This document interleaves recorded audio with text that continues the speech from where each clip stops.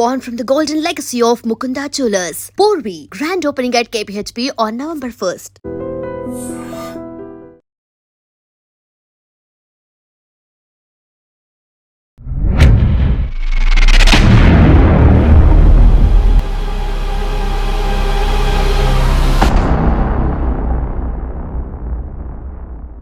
ఈ వారం మన guest honourable retired judge K Ajith Simharao గారు.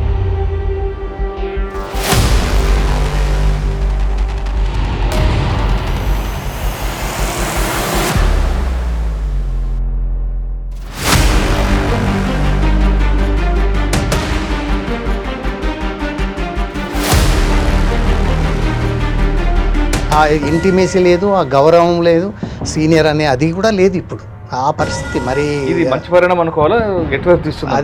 అది మంచి పరిణామం అయితే కాదు. స్టాఫ్ కూడా నేర్పించిన సందర్భాలు ఉంటాయి లాయర్లకి. మేము కూడా స్టాఫ్ దగ్గర నేర్చుకున్నాం. చాలా తక్కువ మందే ప్రొఫెషన్ అంటే పర్ఫెక్ట్గా చేద్దాము కష్టపడదాము అనే వాళ్ళు ఉన్నారు తప్ప చాలా వరకు లేదు. సార్, మీరు కరీంనగర్లో చాలా కాలం చేశారు కాబట్టి నక్సల్ ప్రభావం మా దగ్గర పెద్ద ఎక్స్ ఎమ్మెల్యే ఆయన మర్డర్ చేశారు నక్సలైట్స్. ఇప్పుడు కొంచెం ఫ్రెండ్లీ పర్సన్, ఇప్పుడు కొంచెం తక్కువ కొడుతున్నారేమో కానీ ఆ రోజుల్లో బాగా కొట్టేది. సార్, కోర్టులో పెండెన్సీ ఎందుకు ఉంటుందండి? పెండెన్సీ అంటే ముఖ్యంగా 3-4 కారణాలు. మిగతా డిపార్ట్మెంట్స్ ఉంటాయి కదా, రెవెన్యూ డిపార్ట్మెంట్ కానీ మిగతా డిపార్ట్మెంట్, ఆ డిపార్ట్మెంట్లలో ఉండే ప్రాబ్లమ్స్ తోటి కూడా సివిల్ కేసులో చాలా డిలేస్. ఇవాళ వచ్చిన కేసుకే మొదటి ప్రాధాన్యం ఇస్తారు, పాత కేసులే టైం అడిగితే ఇస్తారు కదా. 10 సంవత్సరాలు 15 సంవత్సరాలు అదే ఇంట్లో అదే షాపులు ఉంటే ఈ ప్రాపర్టీ నాది అంటుంటారు. ఎప్పుడు కాదండి, 14 గంటలు అందులో ఒక ఆర్గ్యుమెంట్ వినాల్సి వచ్చింది. ఏదో ఒక కేసు వేస్తే ఎంతో కొంత వస్తుంది అనే లిటిగేషన్ కూడా చాలా పెరిగింది. కన్విక్షన్ వచ్చింది అంటే మీకు ఒక 5 డబుల్ మర్డర్ కేసు. జ్యుడిషియల్ మీద కామెంట్ చేస్తున్నప్పుడు, జడ్జిని విమర్శిస్తున్నప్పుడు మీకు అనిపిస్తుంది ఒకటి ఏంటంటే ఎక్స్ట్రానియస్ కన్సిడరేషన్ తోటి ఏదన్నా జడ్జిమెంట్ పోయిందా లేదా అనేది ఇంపార్టెంట్ మనకి. సార్, 2002 ముందు మా తాతగారు ల్యాండ్ అమ్మారు. అమ్మినప్పుడు మా నాన్నగారు సంతకం పెట్టారు. ఓకే, ఇప్పుడు దాన్ని తీసుకొచ్చి ఇందులో పెట్టి మాకు తెలియకుండా మా నాన్నగారు పెట్టారని, మా నాన్నగారికి తెలియకుండా మా తాత పెట్టారని ఏదో ఒక లిటిగేషన్ తీసుకొచ్చి ఇందులో పెడితే చెల్లుతుంది. ఒక జడ్జిమెంట్ సమాజాన్ని మీద ప్రభావం చూపించేది ఒక కేస్ స్టడీగా ఉన్నది కాదు. కోర్టులో మర్డర్ జరిగితే కూడా వదిలిపెడుతున్నారని ఒక కాన్సెప్ట్ వస్తుంది. మన దగ్గర ఉన్న వ్యవస్థలో సామాన్యుడికి ఒకలాగా, డబ్బున్నడికి ఒకలాగా న్యాయం ఉంటుందంటే వాస్తవం. బాగా డబ్బున్న అడ్వకేట్ పెడతాడు, సీనియర్లు పెడతాడు, ఆయనకు 4 పాయింట్స్ ఎక్కువ తెలిసిన ఆయన పెడతాడు.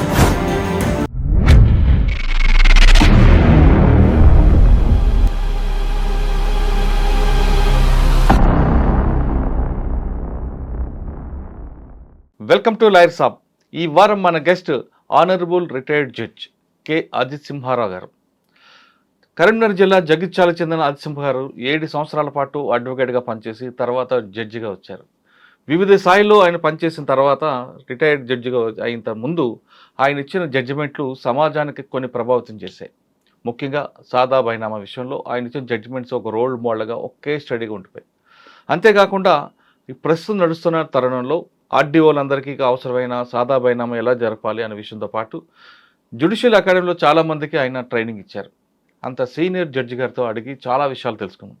ముఖ్యంగా జడ్జిలు అనగానే అందరికీ గౌరవప్రదమైంది. ఆ పోస్ట్ను ఎలా కాపాడాలి, ఆ పోస్ట్ కేవలం ఆ సీట్లో ఉన్నప్పుడే కాకుండా బయట కూడా అది రిఫ్లెక్ట్ అవుతుంది కాబట్టి దాన్ని కాపాడుకోవడం, వాళ్ళకున్న పైరసీని పూర్తిగా చంపుకొని కొన్ని విషయాలు చెప్పకూడదు కానీ చాలా విషయాల్లో వాళ్ళు వ్యక్తిగత స్వేచ్ఛ కూడా కోల్పోయి వ్యక్తిగత ఇష్టాలకి దూరంగా ఉంటూ ఏ విధంగా ఉంటారు. ఒక జడ్జి గారు జడ్జిమెంట్ ఇచ్చే ముందు రోజు రాత్రి వాళ్ళు పడుతున్న తపన ఏ విధంగా ఉంటుంది విషయాన్ని సార్ నడి తెలుసుకుంటాం. సార్ నమస్తే. సార్, జడ్జిలు గారు అనగానే అందరూ అక్కడ చూస్తారు బెంచ్ మీద, కానీ మీకు కొన్ని కోరికలు ఉంటాయి, మీకు వ్యక్తిగత అవసరాలు ఉంటాయి, మీకు వ్యక్తిగత ఇష్టాలు ఉంటాయి. ఇవన్నీ కూడా మీరు చంపుకొని ఆ పోస్ట్లో పనిచేస్తుంటారు. అది వాస్తవం కాదా? వాస్తవం.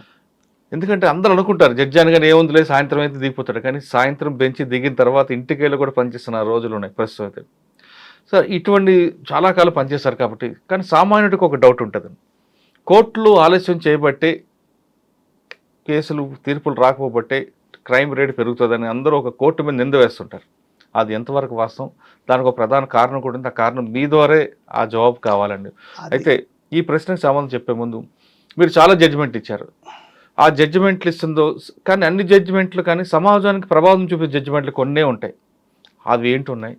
ఈ 2 ప్రశ్నలు సమాధానం చెప్పే ముందు అజిత్ సింహారావు గారి కుటుంబ నేపథ్యం, ఈ ప్రొఫెషన్లో రావడానికి బై ఛాన్సా by choice? By chance. By chance. Good, చెప్పండి సార్. ఛాన్స్ అంటే అప్పుడు ఏం లేదు, అప్పుడు ఏదో డిగ్రీ చదివాము, వెళ్ళి నాందేడ్లో ఎంకామ్ చేసాము.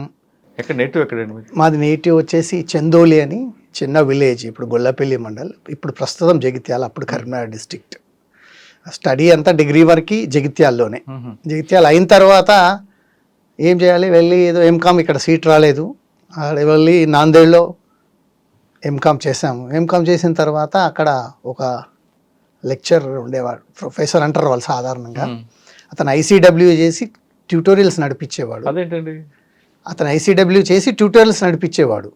ఏమేమి తక్కువ టైం అక్కడ ఉండేది కాబట్టి ఆయన దగ్గర ట్యూటోరియల్లో కాస్ట్ అకౌంటింగ్ నేర్చుకోవడానికి వెళ్ళాం. నాందేడ్లో ఆయన దగ్గరికి వెళ్ళి ట్యూషన్ టైపు 2 నెలలు వెళ్ళాం. ఆయన చూసి మీది ఇంగ్లీష్ అది ఇది బాగానే ఉంది కదా, మా దగ్గరకు వచ్చి మా స్కూల్లో పని చేయండి, ఇటు నా ఐసీడబ్ల్యూఏ చేయండి, ఆ తర్వాత లా చేసుకోండి అన్నాడు. అప్పుడు వెళ్ళాము, మళ్ళీ వెళ్ళి లా జాయిన్ అయిపోయి అక్కడ ఉన్న ఆ వర్షాకాలం వెళ్ళే పరిస్థితులు చూస్తే మనం అక్కడ ఉండేటట్టు లేదులే అని వచ్చేసి లా కంప్లీట్ చేసేసి ప్రాక్టీస్కి వచ్చాం. ప్రాక్టీస్ ఎక్కడ? జగిత్యాల? కరీంనగర్. జగిత్యాలతో సంబంధం లేదు. ఎవరైనా సీనియర్ అప్పుడు మీకు? మా సీనియర్ ప్రకాష్ రావు గారు, సీనియర్ సివిల్ లాయర్. ఆయన అప్పుడు గవర్నమెంట్ ప్లీడర్గా ఉండేవారు.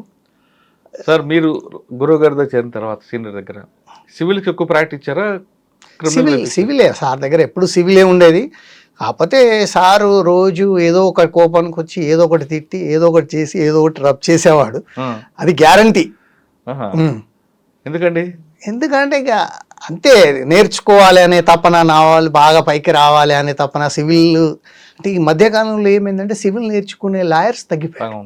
అందరు క్రిమినల్ వైపు వస్తున్నారు. అందరూ క్రిమినల్ వైపు ఏదో వైపు అది వస్తున్నారు. సివిల్ లాయర్స్ తక్కువైపోయినారు. కాబట్టి సార్ ట్రైన్ చేయాలని ఇచ్చేసి ఫైల్ ఇచ్చేసి చదువుకొని రాపు అనేది. ఏమొచ్చేది మనకు అందులో ఏమి రాదు, వాస్తవానికి చదువుకొని పోమనేది. ఇంటెన్షన్ మిమ్మల్ని బాగా అందరినీ అంటే సార్ చాలా బిజీగా గవర్నమెంట్ లీడర్గా బిజీగా ఉండేవారు కాబట్టి ఇక మిగతా సివిల్ కేసులు, బ్యాంక్ కేసులు ఉండేవి సార్ దగ్గర, అవి చూసేది బాగా. సార్, అప్పట్లో సీనియర్ ఆ విధంగా ప్రవర్తించినా మీరు మాత్రం స్టూడెంట్ గానే ఉండేవారు, గురువు స్టూడెంట్. ఖచ్చితంగా మేము మాతోటి పాటు ఒక 4-5 ఉండేవాళ్ళం. 4-5 పరిస్థితి కూడా అదే ఉండేది. కానీ ఇప్పుడు ఆ పరిస్థితి కనపట్లేదండి. ఆ ఇంటిమేసీ లేదు, ఆ ఇంటిమేసీ లేదు, ఆ గౌరవం లేదు, సీనియర్ అనే అది కూడా లేదు ఇప్పుడు. ఆ పరిస్థితి మరి ఇది మంచి పరిణామం అనుకోవాలా? ఎటువైపు తీస్తుంది? అది మంచి పరిణామం అయితే కాదు. అంటే వాళ్ళు ఏమంటారంటే మేమంతా టెక్నాలజీ కాబట్టి మా చేతిలో మొబైల్ ఫోనే మాకు ప్రపంచం చెప్తారు, గురువుతో పనే ఉందంట. మొబైల్ అనేది తర్వాత కానీ మొదలు మీకు ఏ మేనర్స్ తెలుసుకోవాలి, కోర్టులో ఏ విధంగా ప్రవర్తించాలో తెలుసుకోవాలి, సీనియర్స్తో ఏ విధంగా ఉండాలో తెలుసుకోవాలి, క్లయింట్స్తో ఎలా బిహేవియర్ చేయాలో తెలుసుకోవాలి, స్టాఫ్తో ఎలా ఉండాలి తెలుసుకోవాలి. స్టాఫ్ కూడా నేర్పించిన సందర్భాలు ఉంటాయి లాయర్లకి. మేము కూడా స్టాఫ్ దగ్గర నేర్చుకున్నాం. వీటితో పాటు ఎథిక్స్ నేర్చుకోవాలి, అన్నీ నేర్చుకోవాలి, అన్నీ ఉంటాయి. కానీ ఇప్పుడు అంతా ఈజీ గోయింగ్ అయిపోయింది. ఏదో ప్రొఫెషన్ అంటే ఈజీ గోయింగ్ అయిపోయింది. చాలా తక్కువ మందే ప్రొఫెషన్ అంటే పర్ఫెక్ట్గా చేద్దాము కష్టపడదామనే వాళ్ళు ఉన్నారు తప్ప చాలా వరకు లేదు. సార్, అప్పట్లో ఈ ప్రొఫెషన్ని కమర్షియల్గా చూసేవారా, సర్వీస్ మోడల్ చూసేవారా? సాధారణంగా సర్వీస్ మోడ్, కమర్షియల్ అనేది తక్కువ అండి. కమర్షియల్ అనేది తర్వాత వచ్చింది. ఫస్ట్ చాలా రోజులు ప్రొఫెషనల్గానే చూసేవాళ్ళు. తర్వాత కమర్షియల్ అనేది అంతా మొత్తం కమర్షియలైజేషన్ అయిపోయింది కాబట్టి తప్పని పరిస్థితిలో కమర్షియల్ వైపే అయిపోతున్నారు అంతే. సార్, మీరు చేసిన 7 సంవత్సరాల్లో అడ్వకేట్గా మీకు బాగా గుర్తుండిపోయిన ఒక జడ్జిమెంట్ మీరు కేసులో అది అక్విడల్ అవ్వచ్చు, కన్విక్షన్ అవ్వచ్చు, ఏదైనా పర్వాలేదు. అది అంటే ఒకటి 302 చేసాం ఆ రోజుల్లో. సిపి సురేష్ గారు అని ఆయన డిస్ట్రిక్ట్ జడ్జి ఉండేవాళ్ళు. ఆయన చెప్పకూడదు కానీ కొంచెం కోపం ఎక్కువ. ఏదన్నా మనం ఏదైనా కొంచెం తప్పు చెప్పినామంటే ఆయనకు ఇబ్బంది, అది కొంత ఉండేది.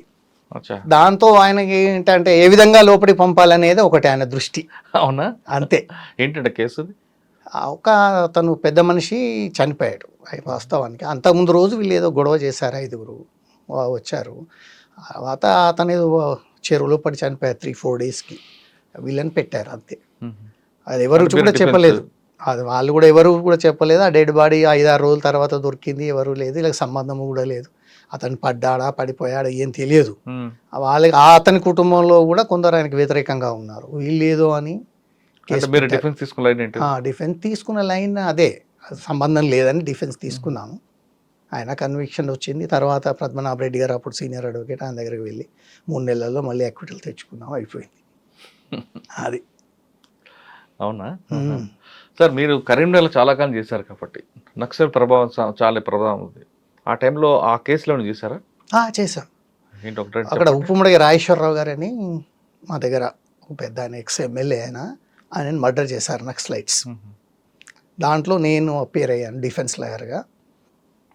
రాఘవన్ గారని జడ్జి గారు ఉండేవారు. ఆయన అన్నీ క్రాస్ ఎగ్జామినేషన్ చేసేటప్పుడు పెద్ద క్రాస్ ఎగ్జామినేషన్ కూడా చేయడం ఏం లేదు, ఎందుకంటే ఎవరు చెప్పరు. నక్సలైట్ కేసుల్లో వచ్చి ఎవరు చెప్పేవాళ్ళు ఎవరు ఉండరు, విట్నెస్ ఉండదు, ఎవరు చెప్పరు, ఉన్నా చెప్పరు వాళ్ళు ఎవరు. ఆయన అన్నాడు, చనిపోయిన ఆయన వెలమా, విట్నెస్ వెలమా, నువ్వు వెలమా. ఎక్కిజుడు వెలమానా? అక్యూజుడు వెలమా, నేను వెలమా, విట్నెస్ వెలమా, డిసీజుడు వెలమా. మీరు కూడా వెలం కదా.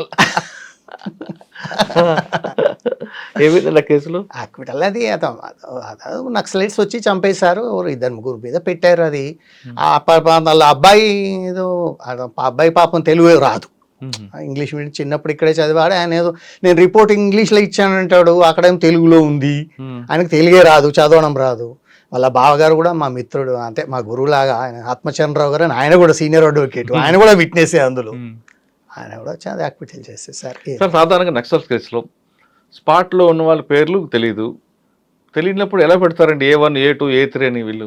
అంటే ఒక దళం ఉంటుంది అనుకోండి, దళం అంటే మీ పేరుంటే ఆయన దళం అని పెట్టేస్తారు. రైట్, దళం వరకు ఆ దళమే చేసి ఉండొచ్చు, ఆ దళం చేసి ఉండొచ్చు అని ఆ దళాన్ని పెడతారు. ఆ దళంలో మీరేంత ఇతరులు అని ఉంటుంది కదా, ఇతరులు ఎందరు వస్తే అందరినీ ఎక్కిచ్చేస్తారు. అంతే. అంతవరకు బాగానే ఉంది. ఒక్కోసారి ఏమవుద్దంటే ఆ గ్రామాల్లో పరిస్థితుల ప్రభావంతోనో లేదా వేరే విషయాలతోనో గ్రామ సభ పెట్టి వాళ్ళని చంపడం జరుగుతుంటాయి. ఓకే, కానీ ఇందులో సెంట్రల్ కమిటీ మెంబర్ని కూడా కాన్స్పరెన్సీ పెడతారు, 120B పెడతారు. అంటే వాడు పర్మిషన్ ఇచ్చారని చెప్తారు. వాడు పర్మిషన్ ఎవరు ఇచ్చారు? వీళ్ళకి ఇచ్చారని, ఆయన చంపమని చెప్పారని చెప్తారు వాళ్ళు. అన్నీ అంతే, అండ్ అదర్స్ అని ధరమని పెడతారు, అండ్ అదర్స్ అంటారు, మిగతా ఎక్కడ ఉన్న వాళ్ళని పెడతారు. ఎందుకంటే పోలీస్ వాళ్ళకి కూడా అందరినీ కేసులో పెట్టితే ఉంటే తప్ప వాళ్ళు మన కంట్రోల్లో ఉండరు అనేది ఒక భావన వాళ్ళకి. కరెక్ట్, ఆ భావన మంచిది, కానీ దానివల్ల కేసు పోతుంది కదండి. కేసు పోతుంది, వాళ్ళ కేసులు ఎట్లా గెలుస్తారని తెలియదు. ఎందుకంటే వాళ్ళ పోలీస్ వాళ్ళందరికీ తెలుసు కేసులో ఎవరు చెప్పరు అనే విషయం తెలుసు. ఎందుకంటే మళ్ళీ వీడు చెప్తే అక్కడ చంపేస్తారని కూడా తెలుసు ఆ రోజుల్లో. ప్రూవ్ చేయడం చాలా కష్టం కదండి. చాలా కష్టం, అంటే కానే కాదు. అంటే ఇప్పుడు మీలాంటి వాళ్ళు ఆలోచించాలి కదా, ఇప్పుడు చంపినోడిని శిక్షించాలి కాదను, ఇందులో కాన్స్పరెన్సీ పెట్టే కేసు వీగిపోవడానికి మరో కారణం మనమే అవుతాం కదా. అవును, వాళ్ళు కావాలంటే పోలీసు వాళ్ళు ఏంటంటే ఆ పైన ఇన్స్ట్రక్షన్స్ అవి ఇవ్వండి అందరు పెట్టాలి. ఇప్పుడు 100 కేసుల్లో ఉంటాయి. ఇప్పుడు గణపతి ఉన్నాడు కదా, ఆ గణపతి మీద కూడా 100 కేసులు ఉంటాయి. ఆయన పాల్గొని ఉండేది 1-2 కూడా ఉండవు. కానీ ఆయన కాబట్టి పెడుతుంటారు. అంటే ఆ బర్డెన్ ఎవరికి ఉంటుంది అప్పుడు? ఎప్పుడైనా ప్రాసిక్యూషన్ బర్డెన్. అవును, మరి వాళ్ళకి ఎంత ఇది అవుతుంది కదా, తెలియదు కదా. అది అంత వాళ్ళకి తెలుసు, పోలీస్ వాళ్ళకి కూడా కేసు ఉండదని తెలుసు, పోతుంది అనే విషయం వాళ్ళకి తెలుసు, తెలిసే పెడుతుంటారు. సార్ 7 సంవత్సరాలు పనిచేసిన తర్వాత ఇందులో రావాలని ఎప్పుడు అనిపించింది జడ్జిగా? ఎగ్జామ్ రాసాం, అంటే మన టాలెంట్ ఉందా, మనం చదవగలుగుతామా లేదా, ఓపిక ఉండాలి కదా. చదవాలంటే 2-3 మంత్ ఒక ఆల్మోస్ట్ 1 month చదివాము. చదవడం కూడా అంటే ఇటు కొంచెం ప్రాక్టీస్ చేస్తూ అది చేస్తూ ఇది చేస్తూ బయట తిరగకుండా, ఎప్పుడు ఎక్కువ తిరిగి తిరగేవాళ్ళు అది తిరగకుండా తగ్గించేసి చదివాము అంతే. లక్కీ ఏంటంటే ఆ మధ్యకాలంలో ఒక మిత్రుడు మా ఆఫీస్ వస్తానే, ఆయన కాలేజీలో ఎవరు చెప్తానికి ఎవరు లేరు, యాక్చువల్ ఒక సిపిసి చెప్పడానికి ఎవరు లేరు అంటే, లేదు మేనేజ్మెంట్ చెప్తే సార్ని తోలుకొస్తాను, సార్ చెప్తాడు అంటే ఆయన పిలిచి తీపోయి చెప్తా అంటే, సాయంత్రం మార్నింగ్ 7 to 7:50 పెట్టుకున్నాను క్లాస్. ఈవినింగ్ కూడా పెట్టుకున్నాం, కానీ ఈవినింగ్ స్టూడెంట్స్ ఎవరు రాకపోయేది. మార్నింగ్ 7 to 7:50 క్లాస్ కంప్లీట్ చేసుకొని ఇంటికి వచ్చేది. అది ఒక సబ్జెక్ట్ చెప్పేది అప్పుడు కాలేజీలో. అది దాని తర్వాత అది ఎగ్జామ్ రాసాం అంతే. అంటే కరీంనగర్ మీరు ఒక్కరు సెలెక్ట్ అయ్యారా? అప్పుడు నేను ఒక్కడే సెలెక్ట్ అయ్యాను. ఇక్కడ first posting Gurajala, Guntur district. అబ్బో, ఏముంటుంది సార్ అక్కడ ఫ్యాక్షన్ మ్యాటర్స్ ఎక్కువ ఉండేవి? చాలా ఫ్యాక్షన్. అంటే ఎప్పుడు చంపుతారో ఎప్పుడు పోతారో తెలియదు అక్కడ పరిస్థితి. పోలీస్ ఆఫీసర్ కూడా అనేవాళ్ళు ఒక్కోసారి ఏమని అంటే, ఇక్కడ శివ పంచాయతీ చేసుకుని వచ్చేసరికి ఇంకో శివ పంచాయతీ రెడీ ఉండేదని. గురజాల ఎంతకాలం చేస్తారండి? 8 months 8 months before training. Sir అక్కడ బటర్ కేసులు చాలా ఉండేవి. తలకాయలు దొరకకుండా బటర్ చేయడం గురజాల ఫేమస్. అటువంటి కేసులు ఏమైనా వచ్చాయి మీకు? అంటే ఓన్లీ మాకు అప్పుడు మేము మ్యాజిస్ట్రేట్గా ఓన్లీ రిమాండ్ పవరే ఉంటుంది. రిమాండ్ పవర్లో కనపడతాయి కదా? కనిపిస్తాయి. అంటే ఒకటి రెండే వచ్చినాయి, ఎక్కువ అంత పెద్ద సీరియస్ రాలేదు. అప్పటికి కొంచెం ఫ్యాక్షన్ తగ్గింది, మేము వెళ్ళేసరికి కొంచెం తగ్గింది. సార్ మేజిస్ట్రేట్ దగ్గర వచ్చిన కేసులన్నీ కూడా 14 days రిమాండ్ అనేది అది మ్యాండటరీ. కానీ కొన్ని కేసుల్లో ఫాల్స్ కేసు పెట్టి పంపించేస్తుంటారు. అది వెరిఫై చేస్తారా లేదా వచ్చింది కదా అని చెప్పి రిమైండర్ మాస్తుంటారు? సాధారణంగా అంటే ఏదో ప్రైమసీ మెటీరియల్ పెడతారు కదా వాళ్ళు, దాన్ని బట్టి రిమైండ్ చేస్తాం. అంటే ఇప్పుడు అప్పటికి ఇప్పటికి కొంత లా చేంజ్ అయిపోయింది. ఇప్పుడు కొంచెం సీరియస్గా చూస్తున్నారు మ్యాజిస్ట్రేట్స్, ఇప్పుడు సీరియస్గా చూడాలి కూడా. ఇంతకుముందు అర్నేష్ కుమార్ జడ్జ్మెంట్ అని 2014లో ఒక జడ్జ్మెంట్ వచ్చింది. దాని ప్రకారం ఆ రిమాండ్ చేసేటప్పుడు అన్ని పర్టికులర్స్ చూడాలి. ప్రైమా ఫెసీ కేసు మేకౌట్ కాకపోతే రిలీజ్ చేయాలి. ఇప్పుడు పరిస్థితి అప్పుడు కూడా ఉంది, లా లేదని కాదు, కానీ అప్పుడు అంత సీరియస్గా పట్టేది ప్రైమా ఫెసీ కేసు చూసేది, రిమాండ్ చేసేది. రిమాండ్ రిపోర్ట్ రిజెక్ట్ చేసే సందర్భాలు కూడా ఉంటాయండి? ఉంటాయి.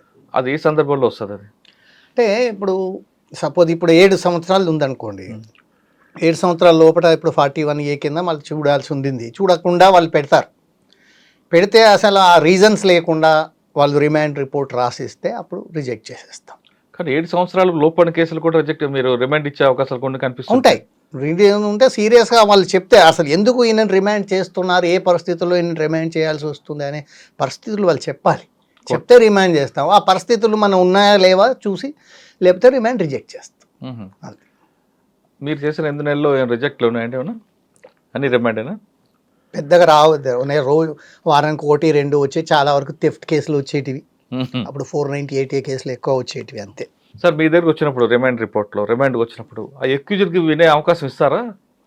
తప్పకుండా ఏమైనా చెప్తామని అడుగుతాం. ప్రతి ఒక్క మ్యాజిస్ట్రేట్ అడుగుతాడు, అడగాలి కూడా. అడిగితే అతను ఏదో చెప్తాడు. ఒక్కోసారి సార్ కొట్టినారని చెప్తే అదే రాస్తాము. ఏమో దెబ్బలు ఉన్నాయంటే ఏం లేవు సార్ అంటారు. కొద్దిగా ఏమో సార్ వదిలేయండి అంటారు. వాళ్ళు కూడా పాపం ఏం చెప్తారు.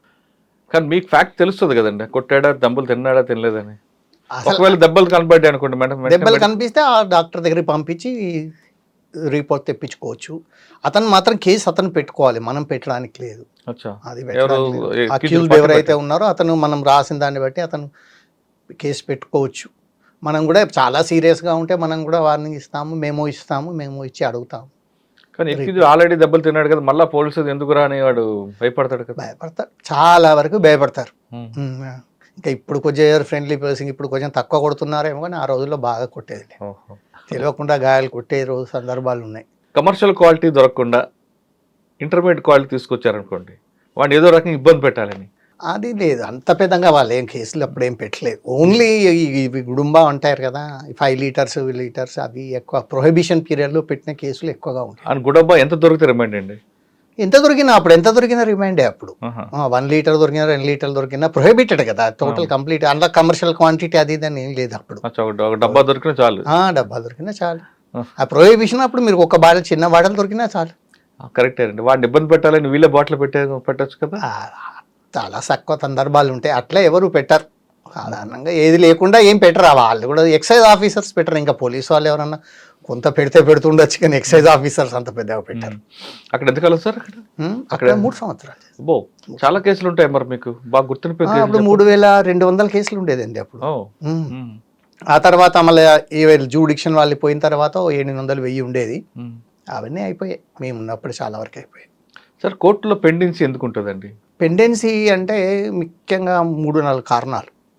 3-4 కారణాలు అంటే ఫెరిఫెర్లియా లేకపోవడం, ఇదండి వసతులు, ఫెరిఫెర్లియా లేకపోవడం, ముఖ్యంగా లేకపోవడం,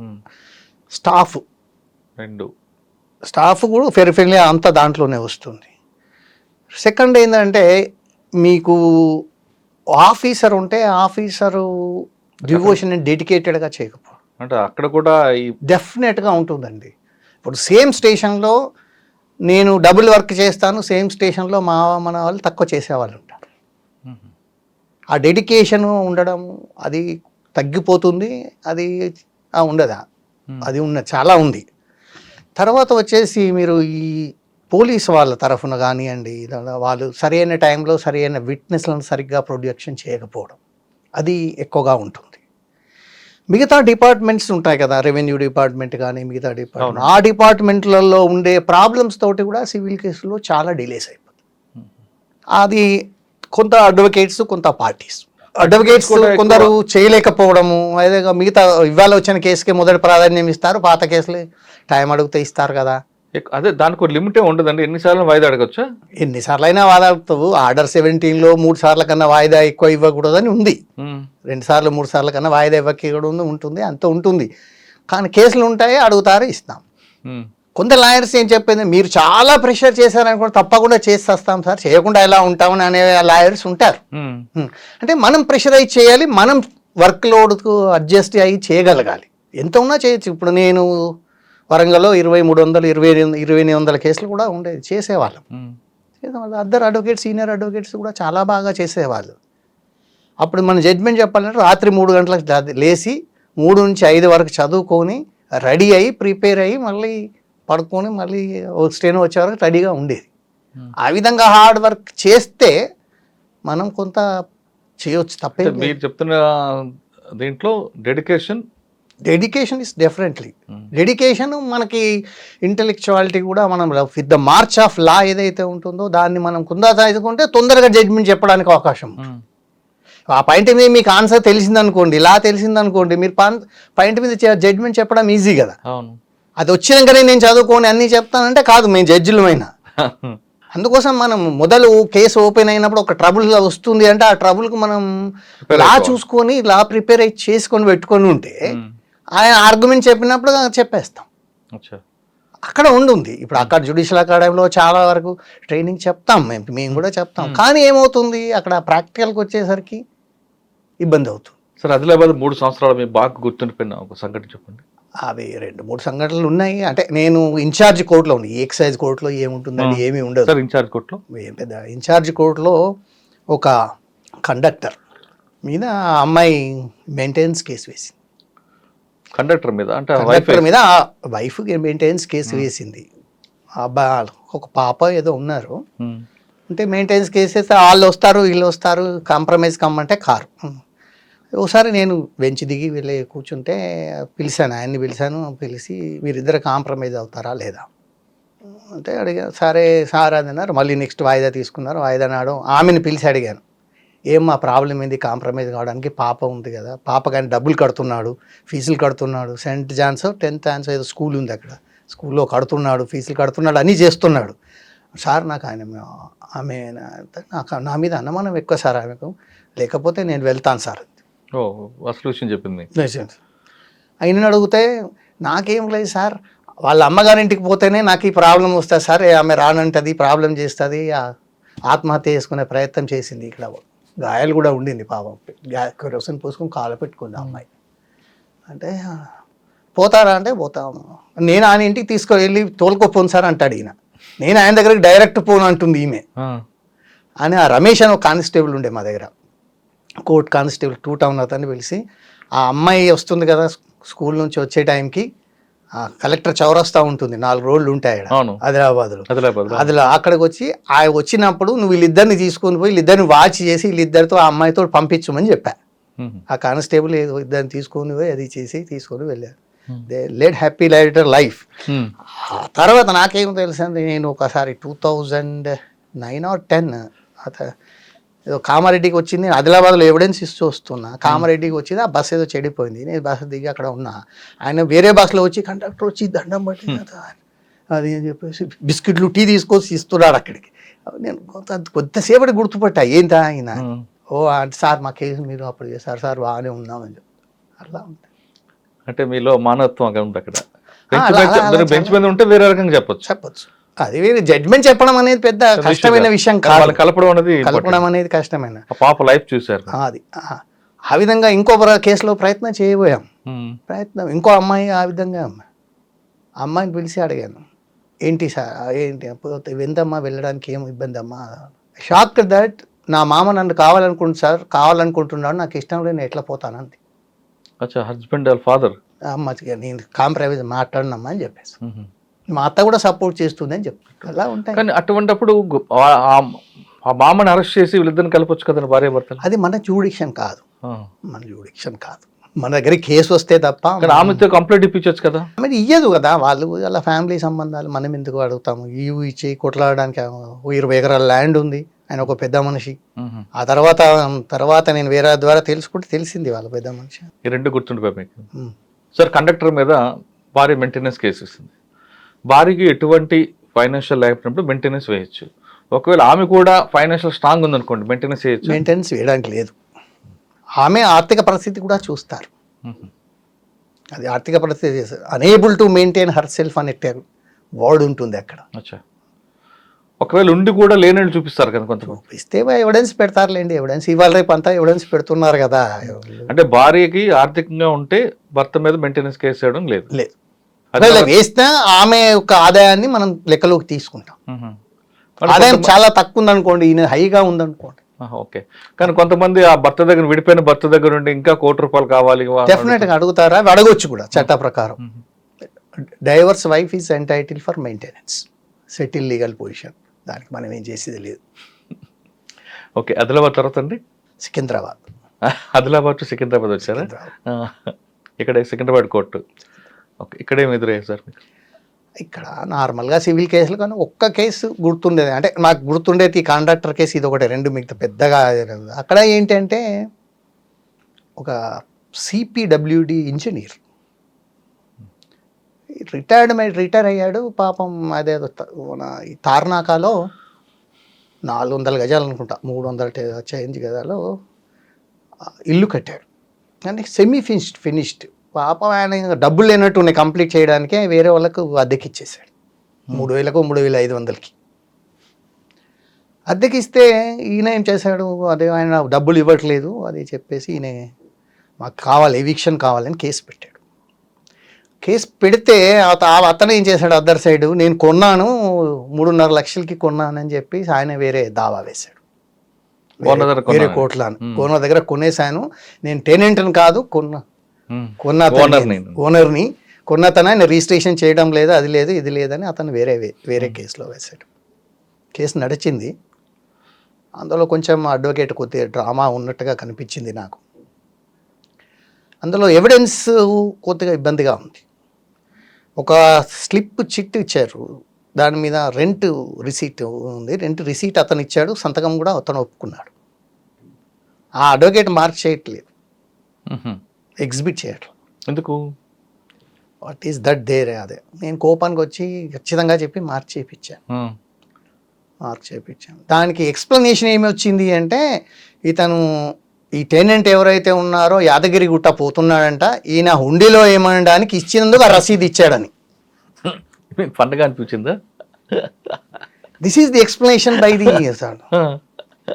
అప్పుడు సరే అయిపోయింది. నేను సరే అప్పుడు మాకు తెలిసిన జడ్జి గారు, రిటైర్డ్ జడ్జి గారు, కేటీ మన్నార్ గారు అని ఉంటారు.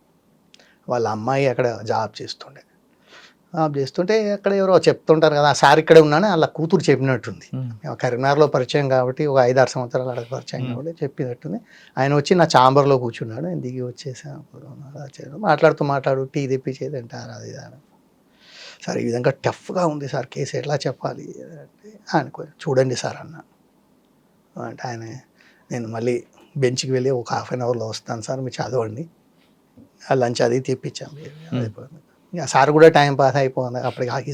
By the time he was 70+. 70+.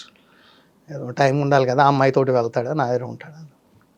అయిపోయింది. చూసి అజిత్ ఇటు అటు ఉంది, కానీ డెఫినెట్లీ నువ్వు అనుకున్న సైడ్ చేసేసి అన్నాడు. అనుకున్నట్టుగా ఎవిక్షన్ చేసేసాం. లక్కీ అన్లక్కీ మనకు తెలియదు, కానీ అతను అదర్ సైడ్ అప్పీల్ వెళ్ళలేదు. నేనున్న టైంలోనే ఈవిక్షన్ ఇచ్చేసాం. అతన్ని బాయ్ లైఫ్ను పంపిస్తే తీసేశారు. అయిపోయింది. పోలీస్ ప్రొటెక్షన్తో పోలీస్ ప్రొటెక్షన్ అవసరం రాలేదు, లేకుండా తీసేశారు. వాళ్ళు వెళ్ళిపోయారు. ఎందుకంటే అగ్రిమెంట్ ఆఫ్ సేల్లో ఆయన భార్య విట్నెస్, బావమరిది విట్నెస్, కుదరదు కదా. అది చేశారు.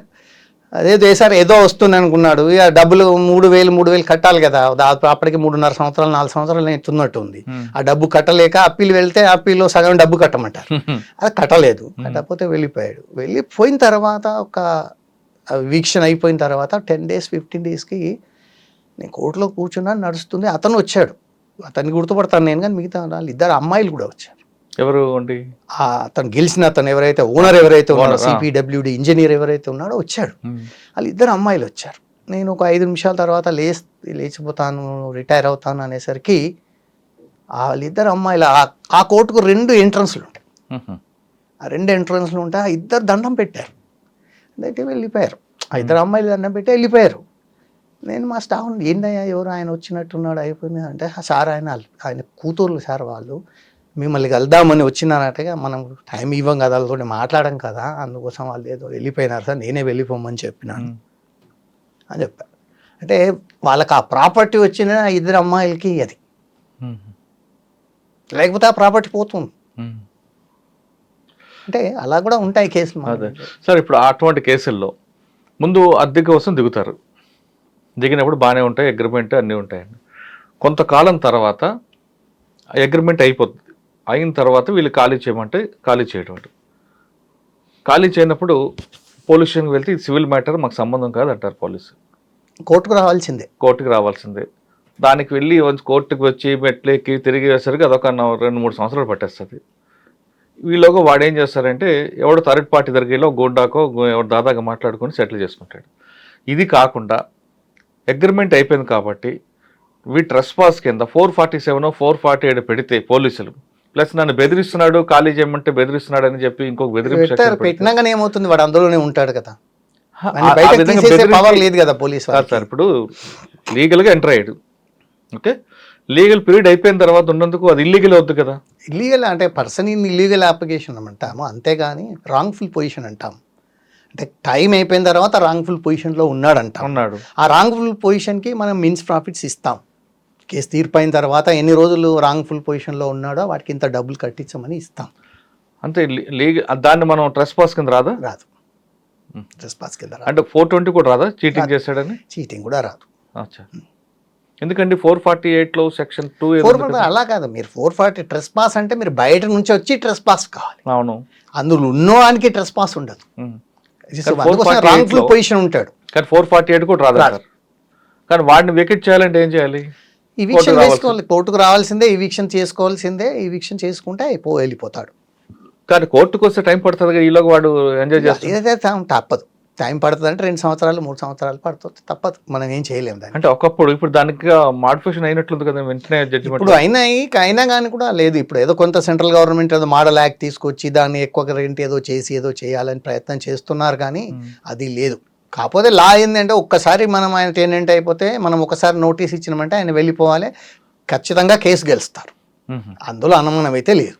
అంటే అది మీరు చెప్పినట్లుగా రెంటల్ అగ్రిమెంట్ ప్రతి నెల రెంట్ ఇస్తున్నట్లుగా స్లిప్ ఉంటే అది ఓకే. కొంతమంది నోటి మాటకి ఇచ్చుకుంటారా? నోటి మాటకి ఇచ్చుకున్న ప్రాబ్లం ఏం లేదు, పేమెంట్ చేస్తున్నాడని చెప్తే అయిపోయి అతను ఓనర్షిప్ క్లెయిమ్ చేయడు కదా. చాలా వరకు కొంతమంది 10 సంవత్సరాలు 15 సంవత్సరాలు అదే ఇంట్లో అదే షాపులు ఉంటే ఈ ప్రాపర్టీ నాది అంటుంటారు. అది ఎప్పుడు కాదండి, అది ఎప్పుడూ కాదు.